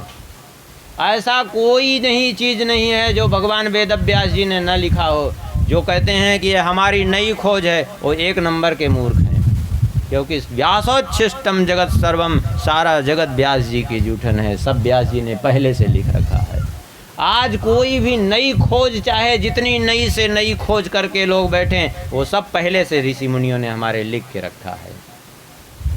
चाहे हवाई जहाज हो, चाहे ये टेलीफोन हो, मोबाइल हो, कुछ भी हो, ये सब पहले से लिख के रखा है। आज की एक कोई नई खोज थोड़ी है किसी की नई खोज नहीं है। अच्छा नई खोज थी मान लिया, विचार करिए अगर नई खोज थी तो पहले क्यों नहीं कर लिया? यहीं से जाने के बाद अंग्रेज़ों ने ये नई खोज क्यों की? क्यों? क्योंकि यहीं से ग्रंथ चुरा करके गए, वो सारी जो है खोजबीन हुई। पहले से किसी के पास ही बुद्धि नहीं थी, सारी सब कुछ यहीं की देन है। लेकिन यहाँ के लोग सब गंवा बैठे। क्यों? यहाँ के लोग इसलिए गंवा बैठे कि आज दशा ये हो गई है भारतीय लोगों की कि वे अपने बच्चों को अंग्रेजी पढ़ाएंगे और गर्व से कहेंगे हमारा बच्चा तो हिंदी जानता ही नहीं है। अरे तुम चुल्लू भर पानी में डूब मरो कि हिंदी नहीं जानता हिंदुस्तान के हो करके। इसमें गर्व की बात नहीं है, इसमें लज्जा की बात होनी चाहिए कि हिंदुस्तान के हो के हिंदी नहीं जानता। आज किसी बच्चे की ये दशा है कि उसको हिंदी में आप मोबाइल नंबर बोलिए तो वो मोबाइल नंबर नहीं लिख पाएगा। हाँ, उसको पता ही नहीं कि 69 क्या होता है, 79 क्या होता है, 77 क्या होता है, 78 पता ही नहीं है उसको। अभी हिंदी पढ़ने वाले को देखिए तो वो अंग्रेजी में वो बात कर लेगा, लेकिन अंग्रेजी वाला हिंदी में बात नहीं करे। अरे अंग्रेजी कोई बहुत बड़ी उपलब्धि थोड़ी ही है। अरे जितने आपके अंग्रेजी में शब्द हैं उससे ज़्यादा संस्कृत में धातुएं हैं। जितने आपके अंग्रेजी में शब्द हैं उससे ज़्यादा संस्कृत में धातुएं हैं। कौन सी बड़ी बात है? कौन सी उपलब्धि की आपने? हमारे यहाँ हर व्यक्ति के संबोधन के लिए अलग अलग, हर रिश्ते के संबोधन के लिए अलग अलग शब्द हैं। और संस्कृत अंग्रेजी में, बोले अंग्रेजी में आप अपने पिता के बड़े भाई को कहना है तो भी अंकल, छोटे भाई को कहना है तो भी अंकल, मामा को कहना है तो भी अंकल, पड़ोसी को कहना है। अरे क्या बात है, जबरदस्ती में कोई अर्थ ही नहीं है उसको। अच्छा भाषा भी ऐसी लोगों ने सिखा दी बच्चों को, ऐसी भाषा क्या कहा जाए, मम्मी पापा। अब वो मम्मी पापा का अर्थ क्या होता है, चलो कल बता देंगे अर्थ क्या होता है। हाँ, तो इतिहास के रूप में महाभारत की रचना की। बोले लेकिन फिर भी व्यास जी को संतोष नहीं हुआ, लग रहा था अभी कुछ छूट रहा है, लगता है हमने भागवत धर्म का निरूपण नहीं किया। उसी समय श्री नारद जी प्रकट हुए, नारद जी का विधिवत पूजन किया और नारद जी ने कहा पाराश्रय महाभाग भवता कश्चिदात्मना परितुष्यति शारीर आत्मा मानसे वा। अरे पराशर नंदन वेद व्यास जी, आप इतने दुखी क्यों हैं? आप शरीर से मन से संतुष्ट तो हैं? क्या कारण है आपके दुख का? आपने तो सर्वार्थ परिबृंहितम कृतवान भारतम यस्त्वं सर्वार्थ परिणतम, संपूर्ण धर्म अर्थ काम मोक्ष से परिपूर्ण महाभारत जैसे ग्रंथ की आपने रचना की। इससे तो यही बात सिद्ध हो गई, जिज्ञासितम सुसंपन्नम, आपकी जिज्ञासा संपन्न सुसंपन्नम, अर्थात भगवत तत्व का बोध आपको हो चुका है, फिर भी आप इतने निराश क्यों? व्यास जी ने कहा, आप जो भी कुछ भी कह रहे हैं सत्य ही कह रहे हैं, अब आप ही बताइए हमारी अपूर्णता का कारण आप बताइए, क्योंकि त्वं पर्यटन त्रिलोकीम अंतस्यरो वायुरिवात्म साक्षी, परावरे ब्रह्मणि धर्म तो व्रतै स्नातस्य मे न्यूनमलम विचक्ष। आप सूर्य देव के समान निरंतर विचरण करते रहते हैं सारी त्रिलोकी में, सबके अंतर बाहर के साक्षी हैं, कृपा करके आप बताइए हमारी इस अपूर्णता का कारण। श्री नारद जी कहते हैं, बहुत बढ़िया बात कहते हैं, आपने भगवान के निर्मल चरित्र का गान नहीं किया। आप कहेंगे अन्य पुराणों में भी भगवान की कथाएं तो हैं, लेकिन किसी न किसी पुरुषार्थ की सिद्धि के रूप में, उदाहरण के रूप में है, ना कि स्वतंत्र रूप से भगवत चरित्र हैं। इसलिए जो है आप स्वतंत्र रूप से भगवत चरित्र का गान आपने नहीं किया। जैसे आपने धर्म अर्थ काम मोक्ष चतुर्विध पुरुषार्थों का विवेचन किया, ऐसा न तथा वासुदेवस्य महिमा अनुवर्णिता, ऐसा भगवान की महिमा का आपने वर्णन नहीं किया। और देखो, भले ही कौवे के लिए जूठा फेंकने वाला स्थान कौवे के लिए तीर्थ हो सकता है। एक घूर समझ रहे हैं, वो जहाँ लोग कूड़ा करकट ले जाके फेंकते हैं, वहाँ भी कौवा जा करके अपना जो है क्षुधापूर्ति करता है, क्षुधानिवृत्ति करता है। तो वो कौवे के लिए कदाचित वह स्थान जो है पवित्र हो सकता है, लेकिन हंस के लिए नहीं, क्योंकि हंस वहाँ कभी नहीं जाएंगे, क्योंकि हंस तो मानसरोवर में रहते हैं, मोती झुकते हैं, वो जूठन नहीं खाते घूमते हैं। तो ऐसे ही जो परमहंसन हैं, हंस कौन? हंस जो नीर क्षीर विवरण गति हंसी, दूध और जल मिला करके रख दीजिए, दोनों को अलग करने की जो क्षमता रखे वो हंस। ऐसे परमहंस कौन? बोले संसार में सार और असार तत्व को जो अलग कर दे वो परमहंस। जैसे दूध और पानी मिला दीजिए, केवल हंस ही अलग कर सकता है, नहीं दूसरा कोई नहीं कर सकता, नकल करके कोई नहीं कर सकता। एक बार एक बगुला, उसने देखा एक हंस को, हंस उड़ करके आया, जैसे ही बैठा लोग बड़े प्रसन्न हुए, प्रसन्न होकर वाह देखो हंस आया है, दूध पानी मिला के रख दिया। अब वो दूध पी गया और पानी छोड़ दिया, चला गया। वो लोगों ने बड़ा सम्मान किया। बगुले ने सोचा ये तो बढ़िया बात है, ऐसे सम्मान तो हमको भी मिल सकता है, क्यों? बेस तो इसी के जैसा हमारा दिख रहा है, थोड़ा सा रंगना पड़ेगा, थोड़ी सी कुछ अपनी रंगाई करनी, बेस बनाना पड़ेगा थोड़ा सा। तो क्या किया उसने? गोस्वामी जी ने इस घटना को उद्धृत किया है, हम अपने से नहीं कह रहे हैं। क्या किया उस बगुले ने? बोले चरण चोंच लोचन रंग्यो, अपने चरण रंग लिए हंस के जैसे, चोंच रंग लिए हंस के जैसे, और अपने नेत्र रंग लिए। चरण चोंच लोचन रंग्यो और चलो मराली चाल, और हंस की चाल से जो है चला। लोगों ने कहा देखो हंस आ गया, हंस आ गया, ले आओ भाई दूध पानी मिला के रखो। दूध पानी मिला के रख दिया। अब वो तो था बगुला, वो पूरा दूध पानी सब गटक गया। चरण चोंच लोचन रंग्यो चलो मराली चाल, पर नीर क्षीर विवरण समय बक उघर्यो तेहि काल। सारा रहस्य उसका प्रकट हो गया। लोगों ने कहा अरे हंस नहीं है, बगुला है भाई, ये बगुला है, भगाओ इसको।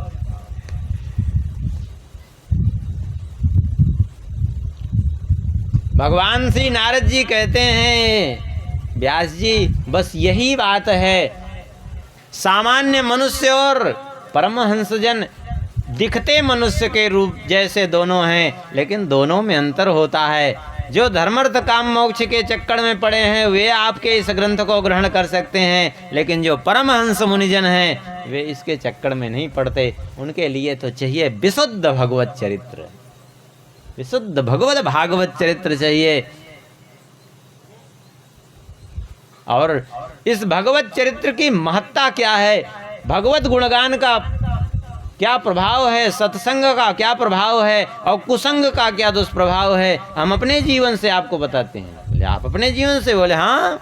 कहते हैं मैं पूर्व में उपवरहण नाम का गंधर्व था, और उस समय उपवरहण नाम का गंधर्व था। चित्ररथ की 50 कन्याओं के साथ विवाह हुआ। एक दिन पत्नियों के साथ में पहुंचा, ब्रह्मा जी की सभा लगी हुई थी, ऋषियों के मध्य ब्रह्मा जी विराजमान थे, और उस समय जा करके हमने लौकिक गुणगान कर दिया, बढ़िया लोक गीत गाए, हाँ, अपने गंधर्व भाषा में खूब राग लापा।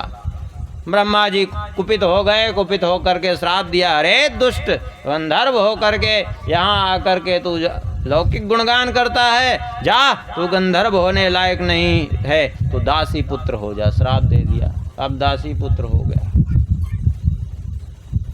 ये लौकिक गुणगान का दुष्प्रभाव कि देव योनि से पतित होकर के मैं दासी पुत्र हो गया। लेकिन जब दासी पुत्र हुआ तो जानते हैं क्या हुआ? बोले दासी पुत्र हुआ, मेरी माताजी ब्राह्मणों के यहाँ सेवा करती थी, और उन्हीं ब्राह्मणों के यहाँ चातुर्मास्य करने के लिए कुछ महात्मा पधारे, और महात्माओं की सेवा में मैं यद्यपि बालक था लेकिन मुझे नियुक्त कर दिया गया। मैं बड़े प्रेम से उनकी सेवा करने लगा, जो भी कहते उनकी सेवा करता, चरण दबाता, सब कुछ करता, उनके जूठल आदि साफ करता। यद्यपि मैं बालक था, वे महात्मा भी समदर्शी थे, लेकिन फिर भी कहते हैं ते मई अपेता खिल चापलेर भके दांते धृत क्रीडन केन्वर्तिनी चक्रुः कृपाम यद्यपि तुल्य दर्शना शुश्रूषमाणा मुनयोल्पभाषिणी।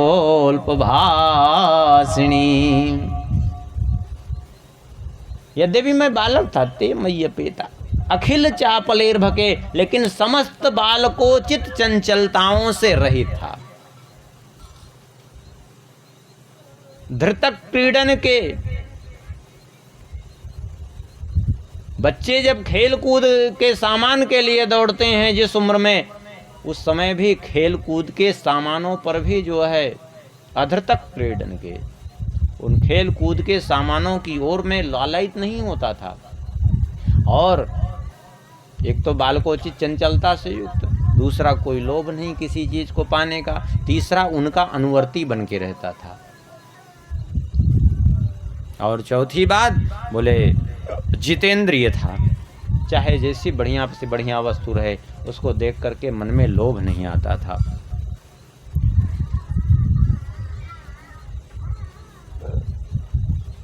और पांचवी बात थी अल्पभाषी, बहुत कम बोलता था, केवल उनकी सेवा में रत रहता था। यद्यपि महात्मा समदर्शी थे लेकिन फिर भी कृपाम चक्रो, फिर भी उन्होंने मुझ पर कृपा की, और कृपा करके क्या किया?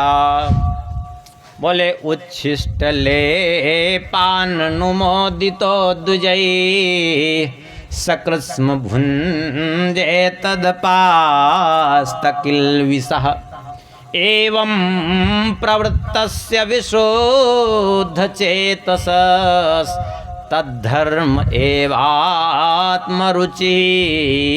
प्रजायते। उन्होंने कृपा की और कृपा करके मुझे अपना जूठन प्रदान किया। बस उनके जूठन मिल जाने से मेरे सारे पाप नष्ट हो गए, और सारा पाप नष्ट हो गया और मेरा चित्त पवित्र हो गया। जैसे वही भगवान के भजन में लगे थे, मैं भी उसी प्रकार लग गया। अब यहाँ ये अर्थ आप लोग मत ले लीजिएगा कि जूठन खाने से पाप नष्ट होता। अगर जूठन खाने से पाप नष्ट होता तो आजकल सभी एक दूसरे का जूठा ही खा रहे हैं। आप किसी के यहाँ आज भोजन कर लीजिए, जल पी लीजिए, तो आप उसका जूठा खा लिए।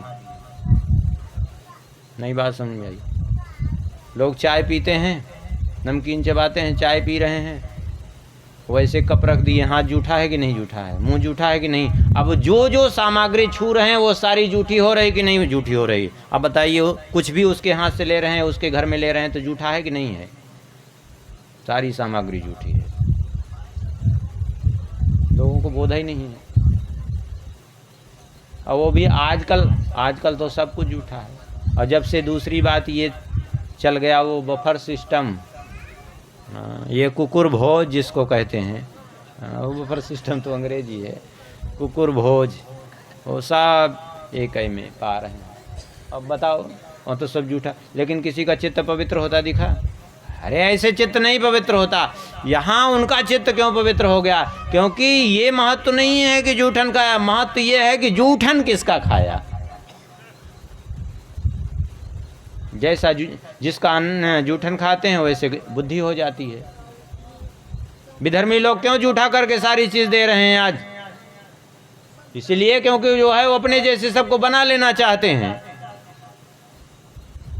जिसका जूठा खाते हैं वैसे ही मति हो जाती है। तद धर्म एवं आत्मरुचि प्रजायते। आज लोगों की बुद्धि क्यों भ्रष्ट हो गई है? क्योंकि लोग जूठा खा रहे हैं एक दूसरे का। भैया जूठा खाना नोच्छिष्टम कस्यचिद्यान्नाद्याच्चैव तथान्तरा, हमारे शास्त्रों में वर्णन है, किसी को अपना जूठा नहीं देना चाहिए, किसी का जूठा नहीं खाना चाहिए। जूठा खाना भी दोष युक्त है और जूठा किसी को देना भी दोष युक्त है।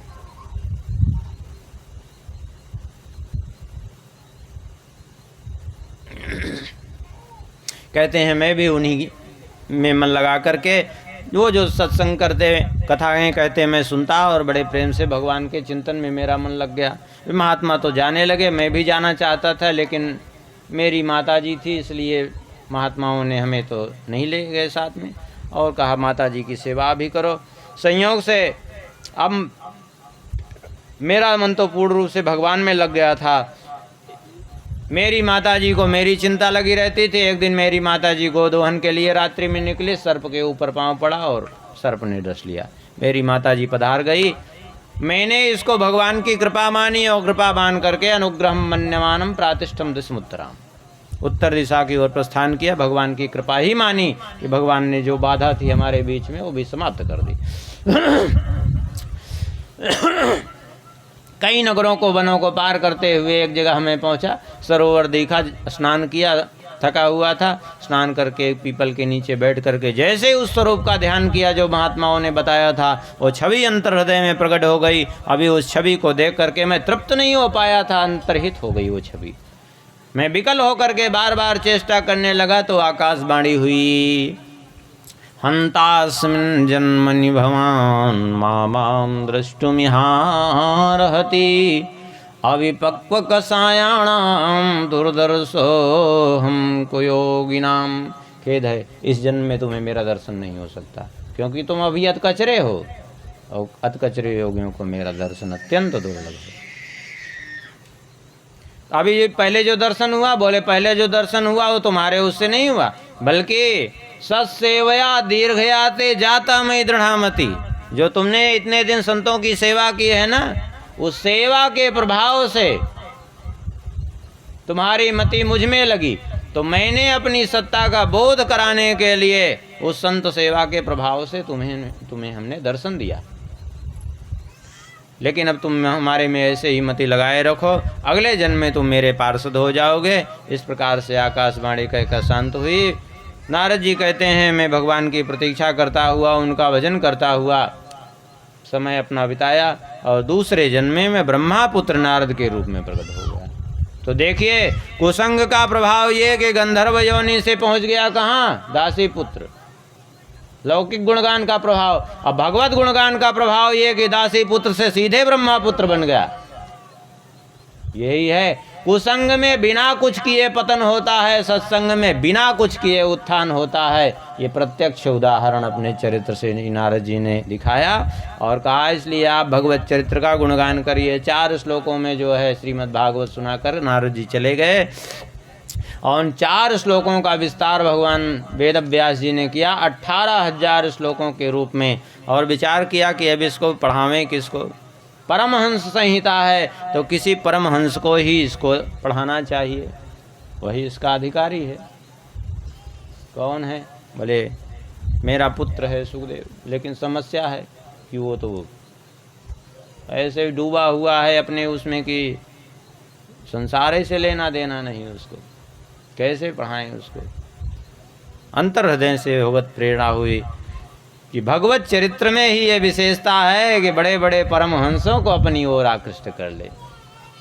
तो अपने कुछ शिष्यों को श्लोक लिख करके भेज दिया, बोले जाओ इन श्लोकों का गान करना सुखदेव जी के सामने। श्री सुखदेव जी की जैसे समाधि खुली,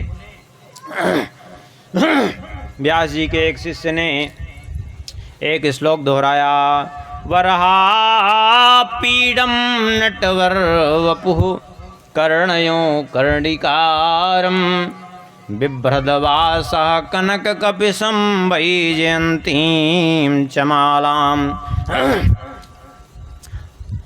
रन्ध्रान् वेणोरधर सुधया पूरयन् गोपवृन्दैर्वृन्दारण्यं स्वपदरमणं प्राविशद्गीत कीर्तिः।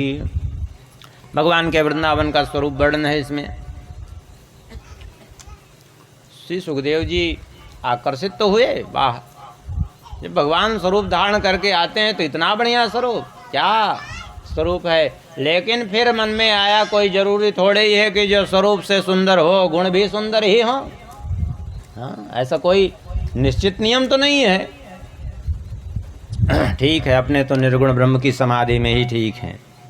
फिर जब समाधि लगाने के लिए उद्यत हुए तब तक वो शिष्य ने दूसरा श्लोक दोहराया, अहो वकीयम स्तनकालकूटम जिघांसयापाययदप्यसाध्वी लेभे गतिं धातृचितां ततोऽन्यं कं वा दयालुं शरणं व्रजेम।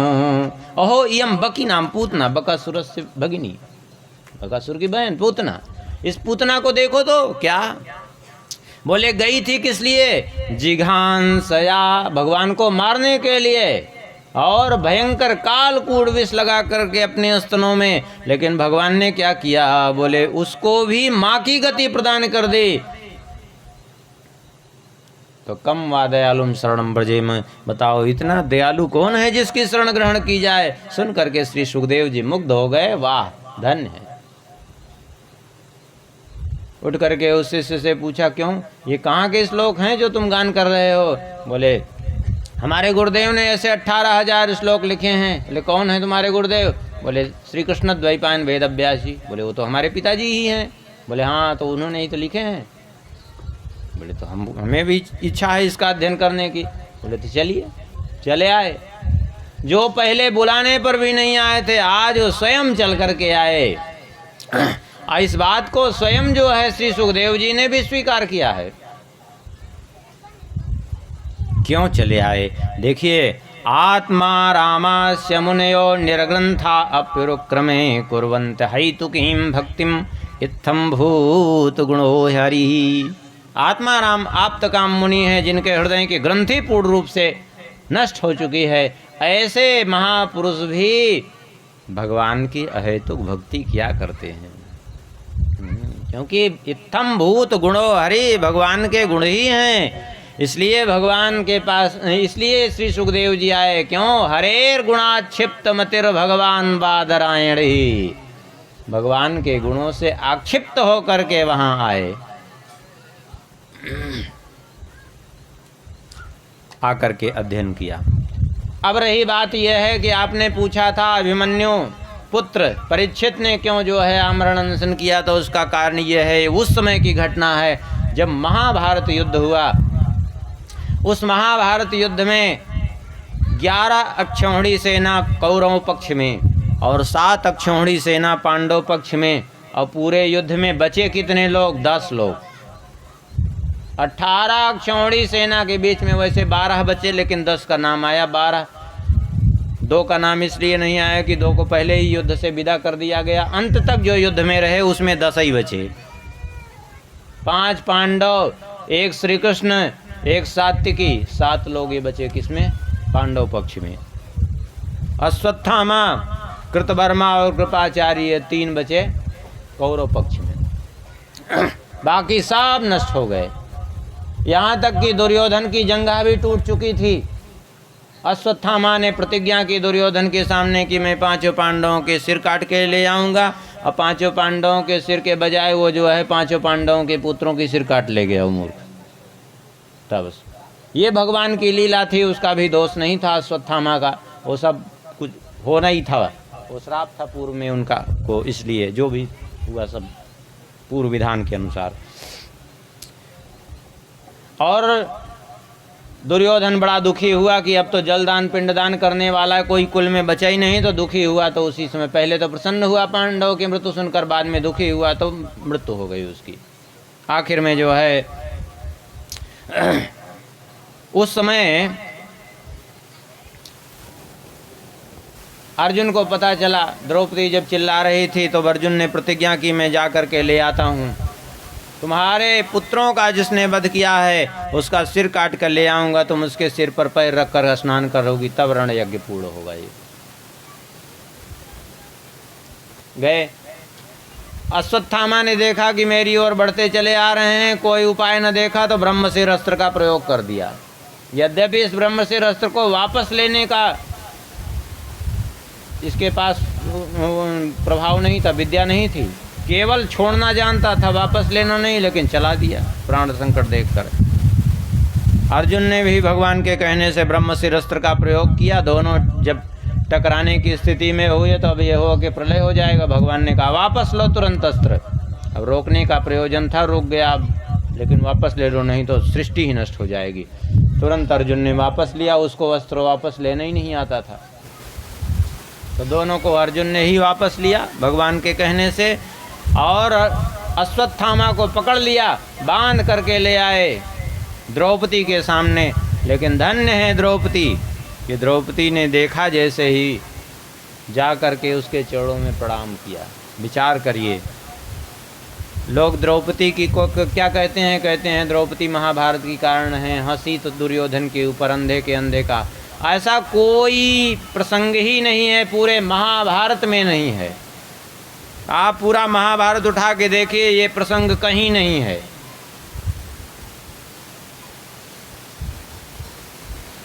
भागवत में भी ऐसा, अन्यत्र किसी एक कवि ने बाद में ये सारी बातें लिख डाली ऊट पटांग, और उसको महाभारत सीरियल में दिखा दिया, उसी को लोग प्रमाण मान बैठे। बाकी ऐसी कोई घटना है ही नहीं। द्रोह सत्य तो ये है कि जहाँ की ये घटना है, जिस जगह की, वो जल में दुर्योधन गिरना और ये हंसने की बात, वहाँ द्रौपदी जी थी ही नहीं। द्रौपदी जी ही वहाँ नहीं थी। वो पूरा वर्णन है, वो आप उठा करके जो है वहाँ राजसूय पर्व के अंतर्गत जब आप उसको सभा पर्व आप देखेंगे, उसमें कहीं ये घटना नहीं है, द्रौपदी जी वहाँ थी ही नहीं। स्पष्ट रूप से वहाँ वर्णन है, कहीं द्रौपदी का नाम नहीं है। ये जबरदस्ती में लोगों ने जोड़ दिया। और सही बात तो यही है कि लोग अपने सनातन धर्म से कितने ज़्यादा अनभिज्ञ हैं, और उसी का नाजायज़ फ़ायदा ये हो रहा है कि लोग कुछ भी उनके सामने परोस देते हैं। जो समझा दिए वो समझ गए, स्वयं का उनको बोध नहीं है, और जो उनके सामने ऊट पटांग प्रस्तुत कर दिया, कुछ का कुछ, कहीं का कहीं, कहीं की सींग कहीं की पूंछ उठा के जोड़ के प्रस्तुत कर दिया, उसी को मान बैठे। आवाज़ तो दुख की बात तो यह है कि बड़े बड़े कथावाचक भी वो भी अध्ययन नहीं करते, कुछ नहीं, बस खाली इधर की सुने उधर की सुने, 4 ठो 5 ठो संगीत वाला रखे, गुलाम तेरा बनवारी, बस हो गया। अच्छा, लोग उसी को अच्छा समझते हैं, इसलिए खूब उनकी बहार चलती रहती है। अब वो कुछ भी बोलते हैं ऊट पटांग, जो मन में आया बोल दिए, चाहे वो ग्रंथ में हो चाहे ना हो, वो शास्त्र विरुद्ध हो, कुछ हो, कोई मतलब ही नहीं है, क्योंकि उनको खुद ही बोध नहीं है, तो बोल देंगे, कुछ भी बोल देंगे वो। एक श्लोक है शुद्ध नहीं बोल पाते तो कुछ भी बोलेंगे फिर। यहाँ किसी की निंदा नहीं की जा रही, लेकिन कहा जा रहा है ये कि आप लोग सनातन धर्म को पहचानिए। देखिए यहाँ द्रौपदी जी का चरित्र, ऐसे भगवान नहीं द्रौपदी जी के पीछे पीछे भागते चले जाते थे बुलाने पर। देखिए जिनके 5-5 पुत्र सामने मरे पड़े हैं, 2-2 भाई शिखंडी और धृष्टद्युम्न सामने मरे पड़े हैं, और वह अश्वत्थामा हत्यारा जो 5-5 भाइयों का, 5-5 पुत्रों का, 2-2 भाइयों का हत्यारा, संपूर्ण कुल का विनाश कर देने वाला अश्वत्थामा जब सामने आया है तो द्रौपदी जी ने जाकर के उसके चरणों में सिर रखकर प्रणाम किया है। विचार करिए, है कोई किसी की सामर्थ्य करने की कि अपने पुत्र के हत्यारे को कर दे प्रणाम? सिर रखकर प्रणाम किया है और कहा मुच्यताम एस ब्राह्मण नितराम गुरु। अरे छोड़ दो इनको, छोड़ दो, ये ब्राह्मण हैं और ब्राह्मण होने के कारण हमारे गुरु हैं ये। इतना ही नहीं, सरहस्यो धनुर्वेदः सविसर्गोपसंयमः अस्त्रग्रामस्य भवता शिक्षितो यदनुग्रहात्।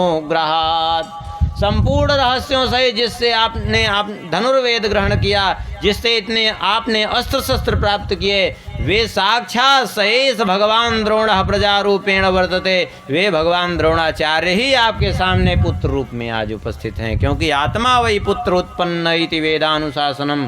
पिता का अंश ही तो होता है पुत्र, पिता के ही द्वारा तो पुत्र का जन्म होता है। इसलिए छोड़ दो इनको। हमारे पुत्र मर गए कोई बात नहीं, मैं रो रही हूं, लेकिन मैं ये नहीं चाहती कि इनकी माता रोए। हमारे रोने से किसी का कुछ नहीं बिगड़ने वाला है, लेकिन इनकी माता यदि रोएंगी तो वे ब्राह्मणी हैं, उनके रुदन से सारा कुल हमारा यदि कहीं संभावना भी होगी तो समाप्त हो जाएगा, वो नष्ट हो जाएगा। क्योंकि जो अपने कुकृत्यों से ब्राह्मण को कुपित कर देते हैं, उनका वंश ही संपूर्ण रूप से नष्ट हो जाता है। फिर उनके वंश का जो है कहीं भी नामो निशान नहीं रह जाता। इसलिए कभी भी ब्राह्मण के प्रति अभद्रता का व्यवहार नहीं करना चाहिए। युधिष्ठिर जी ने भी कहा, अर्जुन भी नहीं चाहते थे मारना, इसलिए भगवान के कहने पर भी नहीं मारे, भगवान तो परीक्षा ले रहे थे। नकुल सहदेव ने भी कहा, ठीक कह रहे हैं द्रौपदी जी, छोड़ देना चाहिए इसको, ये मारने लायक नहीं है क्योंकि ये ब्राह्मण है। लेकिन भीमसेन ने कहा, लेकिन आतताई तो है, आतताई को तो मारना चाहिए, आतताई को छोड़ना नहीं चाहिए। भगवान ने कहा कि युधिष्ठिर जी जो कह रहे हैं, द्रौपदी जी जो कह रहे हैं, अर्जुन और नकुल सहदेव जो कह रहे हैं कि ये ब्राह्मण है, मैं भी समर्थन करता हूँ, इसको मारना नहीं चाहिए। लेकिन भीमसेन की भी बात का मैं समर्थन करता हूँ, आतताई होने के कारण छोड़ना भी नहीं चाहिए। अब लो, दोनों की बात कह दी। अब बोले ये क्या मतलब है दोनों तरफ की बात? भगवान ने कहा, हम क्या कह रहे हैं वो मतलब मत देखो, शास्त्र मेरी आज्ञा है, ममई वाज्ञा श्रुत स्मृति ममई वाज्ञेयस्तु उल्लंघय वर्तते। जो मैंने शास्त्रों में कहा है, मैंने शास्त्रों में दोनों बातें कही हैं। पहली बात यह कही कि ब्राह्मण चाहे जितना बड़ा पाप कर डाले उसकी हत्या मत करना, ये मेरी पहली आज्ञा है। दूसरी आज्ञा यह है कि आतताई कोई भी क्यों हो, छोड़ना मत, ये मेरी दूसरी आज्ञा है। मेरी दोनों आज्ञा का पालन करो। अर्जुन समझ गए भगवान कहना क्या चाहते हैं। क्यों समझ गए? कभी जादूगर देखे हैं? नटकृत विकट कपट खगराया, नट सेवक ही न व्यापी माया। जादूगर जादू दिखाता है, सभी उसके जादू से प्रभावित होते हैं, सभी मोह में पड़ जाते हैं। लेकिन वो जो जादूगर का चेला होता है ना, जमहूरा जिसको कहते हैं, वो बिल्कुल मोहित नहीं होता। क्यों? क्योंकि वो जादूगर के एक एक रहस्य को जानता है। ऐसे ही भगवान के सारे रहस्य को अर्जुन जान गए। क्यों? क्योंकि आखिर भगवान के परम भक्त हैं, उनके परम शिष्य हैं कि नहीं। शिष्यस्ते हम साधिमाम त्वाम प्रपन्नम। तुरंत क्या किया? भले उसके सिर से मणि निकाल ले, अपमानित करके उसको बाहर कर दिया। यही है ब्राह्मण का वध। क्योंकि आप कहेंगे ये वध कैसे? बोले संभावितस्य चा कीर्तिर्मरणाद अतिरिच्यते। सम्मानित व्यक्ति का अपमान उसके मरण से बढ़ करके होता है। संभावित कह अपजस लाहु मरण कोटि समदारुण दाहु। किसी को मार दीजिए तो एक बार में मर जाएगा, लेकिन किसी सम्मानित व्यक्ति का अपमान कर दीजिए, लेकिन सम्मानित का, और जो रोज अपमान सहता हो उसकी तो बात नहीं है। जो 100 जूता खाए, तमाशा घुस के देखे, सिर तो अभी सलामत है, ये उसके लिए एक बात नहीं कही जा रही है, ये सम्मानित व्यक्ति की बात कही जा रही है। उसके लिए तो थोड़ा सा अपमान बहुत हो जाता है, तो घुट घुट करके मरता रहेगा, रोज मरेगा वो। और जो दिन भर लात खा रहा है उसकी तो बहन ही क्या, वो तो वही। अब वो वहाँ से गया, लेकिन जो है भगवान जाने के लिए द्वारिका को तैयार हुए। उसी समय उत्तरा भागते हुए आई। पाहि पाहि महायोगिन देव देव जगतपते, नान्यम त्वद भयम पश्ये यत्र मृत्यु परस्परम। हे प्रभु रक्षा करिए, रक्षा करिए। ये देखिए मेरी ओर बड़ी तेजी से ये लोहे का जलता हुआ बाण चला रहा है, क्योंकि उसने ब्रह्मास्त्र प्रयोग कर दिया था उत्तरा के गर्भ पर।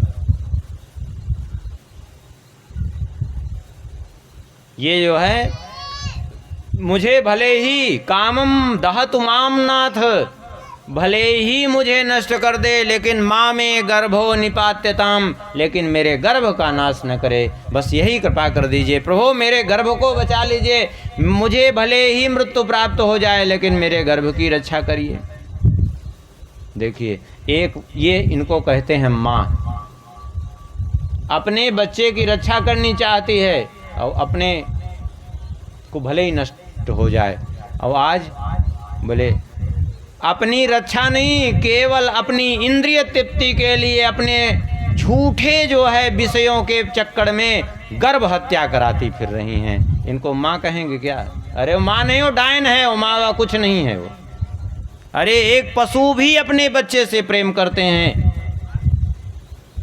एक गैया को देखिए, एक बंदरिया को भी देखिए अपने बच्चे से कितना, एक कुतिया भी अपने बच्चे से प्रेम करती है।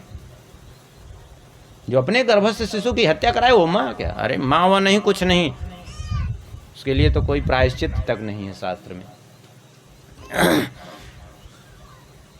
भगवान तुरंत जो है गर्भ में प्रकट हो गए, चक्र सुदर्शन शंख चक्र गदा पद्म लिए हुए। यद्यपि ब्रह्मास्त्र मोघ है, लेकिन फिर भी भगवान ने अपने तेज से उस ब्रह्मास्त्र का समन किया। तब तक देखा 5 बाण पांडवों की ओर आ रहे थे, भगवान ने उनको भी बचाया, सबकी रक्षा की। चलने लगे तो कुंती जी ने स्तुति प्रारंभ कर दी भगवान की। बहुत बढ़िया स्तुति कुंती जी ने की। ये भागवत की सबसे पहले स्तुति। वैसे तो देखा जाए तो सबसे पहले स्तुति उत्तरा जी की है, लेकिन वो दो श्लोकों में ही है। उसके बाद सबसे पहले स्तुति यही है कुंती जी की। कुंती जी की स्तुति 26 श्लोकों में है, बहुत बढ़िया स्तुति है। अब ऐसी स्तुति है कि इसकी यदि व्याख्या हो तो 2-4 दिन लगे। हाँ, भागवत की स्तुतियाँ सब ऐसे ही हैं कि उनकी अगर व्याख्या हो तो कई दिन लगे। पूरा सिद्धांत का सिद्धांत उसमें भरा हुआ है, लेकिन समय ही नहीं रहता। कुंती जी कहते हैं, नमस्ते पुरुषं त्वाद्यम ईश्वरम प्रकृते परम अलक्ष्यम सर्वभूतानां अंतर्बहिरवस्थितम। हे आदि पुरुष, आपके चरणों में प्रणाम है।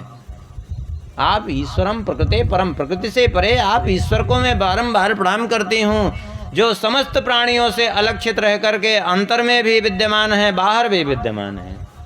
अपने आप को माया जीवनिका छन्नाज्ञाधोक्षजमभ्यम, माया के पर्दे से अपने आप को ढक करके रखते हैं। जैसे एक नट तमाम कर्तव्य करता है, लेकिन माया से अपने को पर्दे से छुपा करके करता है। आपका अवतार तो परमहंस मुनि नाम अमलात्मना मुनि नाम भक्ति योग विधानार्थम, भक्ति योग का विधान करने के लिए परमहंस मुनिजनों के लिए आपका अवतार होता है। लेकिन ऐसे महामुनिजनों के लिए, परमहंसों के लिए, भक्तजनों के लिए आपका अवतार होता है, तो हम जैसे सामान्य जनों को भी आपका दर्शन हो जाता है। भगवान स्वयं ही कहते हैं। भगवान का अवतार क्या किसी राक्षस को मारने के लिए होता है क्या? नहीं, भगवान स्वयं ही कहते हैं राक्षस को तो बैठे बैठे संकल्प से अपने मार सकते हैं। जब उनके संकल्प से सारी सृष्टि नष्ट हो जाती है तो उनके संकल्प से राक्षस नहीं मरेगा क्या? हाँ, क्या नहीं हो सकता उनके संकल्प से? लेकिन भगवान का अवतार क्यों होता है? भगवान कहते हैं तुम सारिखे संत प्रिय मोरे, धर्म देह नहीं आन निहो रे। भगवान तो भक्तों के लिए आते हैं। स्तुति तो बड़ी लंबी है लेकिन थोड़े में स्मरण करेंगे समय अभाव में। कुंती जी ने यहाँ मांगा क्या? बहुत बढ़िया बात कह रही हैं कुंती जी, जो कभी कोई नहीं चाहता।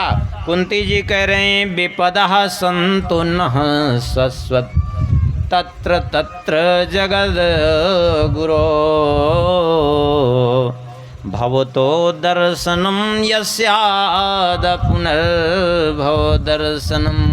हे प्रभु, मैं जहाँ जहाँ हूँ विपत्ति पर विपत्ति मुझे प्राप्त हो। क्यों? क्योंकि विपत्ति में ही आपके दर्शन हुआ करते हैं। भवतो दर्शनम यस्याद पुनर्भव दर्शनम। ऐसी संपत्ति हमको नहीं चाहिए जो आपसे विलग कर दे। हमें तो वह विपत्ति ही चाहिए जो आपसे मिलाने वाली हो, जो सदा सर्वदा आपका स्मरण कराती रहे। वास्तव में कोई विपत्ति नहीं होती, कोई संपत्ति नहीं होती, बल्कि विपद विस्मरणम विष्णु संपद नारायण स्मृति। भगवान को भूलना ही सबसे बड़ी विपत्ति है, भगवान का स्मरण ही सबसे बड़ी संपत्ति है। इसलिए विपत्ति मांग रही हैं। एक श्लोक में कुंती जी भगवत प्राप्ति का बड़ा बढ़िया साधन बता रहे हैं। शृण्वन्ति गायन्ति गृह्णन्त्यभीष्णसः स्मरन्ति नन्दन्ति तवे हितं जना, तैव पश्यन्त्यचिरेण तावकं भवप्रवाहो परमं पदाम्बुजम्। अभीष्णसः शब्द सबके साथ जोड़ दीजिए। ए अभीष्णसः शृण्वन्ति, ए अभीष्णसः गायन्ति, ए अभीष्णसः गृह्णन्ति, ए अभीष्णसः स्मरन्ति, नंदन्ति स्मरन्ति, सबके साथ अभीष्णसः। अर्थात जो निरंतर आपकी कथाओं का श्रवण करते हैं, गान करते हैं, चिंतन करते हैं, स्मरण करते रहते हैं, आपके ही चरित्रों में आनंदित होते रहते हैं, ते एव पश्यन्ते चिरेण तावकम। वो शीघ्र ही, अचिरेण माने, चिरेण माने लंबा समय, अचिरेण माने शीघ्र ही, भव प्रवाहो परमम पदाम्बुजम। आपके उन चरण कमलों को जो भव प्रवाह से मुक्त करने वाले हैं, अचिरेण पश्यन्ति, शीघ्र ही वो आपके चरण कमलों को देखते हैं, अर्थात उनका दर्शन प्राप्त करते हैं। एक श्लोक यहाँ, एक वरदान तो कुंती जी का खूब प्रसिद्ध है जगत में कि कुंती जी ने विपत्ति मांगी, सभी कहते हैं, लेकिन वास्तव में देखा जाए तो कुंती जी ने 3 वरदान मांगे हैं। सुन लीजिए दूसरा वरदान। कह रहे हैं कुंती जी, हे प्रभो, अथ विश्वेश विश्वात्मन विश्वात्मन विश्वसंभव विश्व की मूर्ते स्वकेशु में स्नेह पाशमिमं छिंदि दृढ़ं पांडुस वृष्णसु। हे प्रभो, हमारे ऊपर ये कृपा कर दीजिए कि हमारे ममता के 2 धागे अभी जुड़े हुए हैं, इनको काट दीजिए। आप काट करके इनको भी अपने चरणों में जोड़ लीजिए। विचार करिए ममता हम लोगों की कितनी जगह है, विचार करिए। 10 जगह जोड़ लीजिए ना, विश्वास हो तो गिन लीजिए। जननी जनक बंधु सुत दारा, तन धन भवन सुहृद परिवारा। हो गया ना 10। भगवान क्या कहते हैं? सब कह ममता ताग बटोरी। सबके ममता रूपी धागे को जगह जगह से तोड़ो और तोड़ करके उसको एक करो, और 10 धागों को एक करके भर दोगे तो क्या होगा? एक डोरी बन जाएगी, मजबूत हो जाएगी। मम पद मन ही बांध वर डोरी। भगवान कहते हैं मेरे चरणों में बांध दो। समदर्शी इच्छा कछुनाही, हरस शोक भय नहीं मन माही, तो अस जन्मम उर्वश कैसे लोभी हृदय बस ही धन जैसे। कुंती जी कहती है मेरी 10 जगह नहीं बची, 2 ही जगह बची है। एक अपने पुत्रों में, दूसरे आपके पुत्रों में। मैं चाहती हूँ ये ममता के धागे इनको भी तोड़ करके आप अपने चरणों में जोड़ लीजिए, अर्थात आपके अतिरिक्त जीवन में हमारे दूसरा कोई रह ही न जाए, ना मैं देखूं और को ना तुम्हें देखन दे हो। हाँ, जीवन में आपके अतिरिक्त तो कुछ न रहे हमारे, बस एकमात्र आप रहें, ये दूसरा वरदान।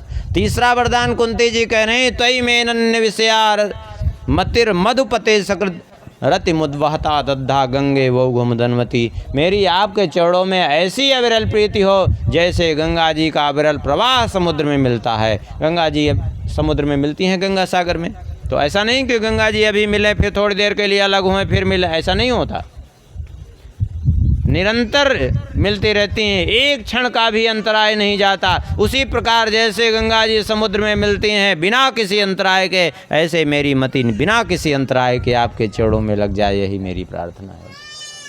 कुंती जी की स्तुति में विशेषता यह है, नमस्ते से प्रारंभ किया और नमस्ते पे योगेश्वराखिल गुरु भगवन नमस्ते पे पूर्ण हो रहा है। अर्थात पूरा जो है जितनी स्तुति है शरणागति परक स्तुति है कुंती जी की। भगवान प्रसन्न हो गए और भगवान जा रहे थे द्वारिका, रथ से उतर के नीचे चले आए और नहीं गए द्वारिका फिर। अब भगवान नीचे चले आए हैं, विलम्ब भी हो गया है, अब आराम करने दीजिए भगवान को, फिर बाकी कल देखेंगे, आगे कल श्रवण करेंगे कि क्या हुआ। हाँ, थोड़ा भगवान का कीर्तन करिए, फिर आरती। सिया बोल सिया बोल सिया सिया बोल, श्री राम राघव रसिकेश बोल।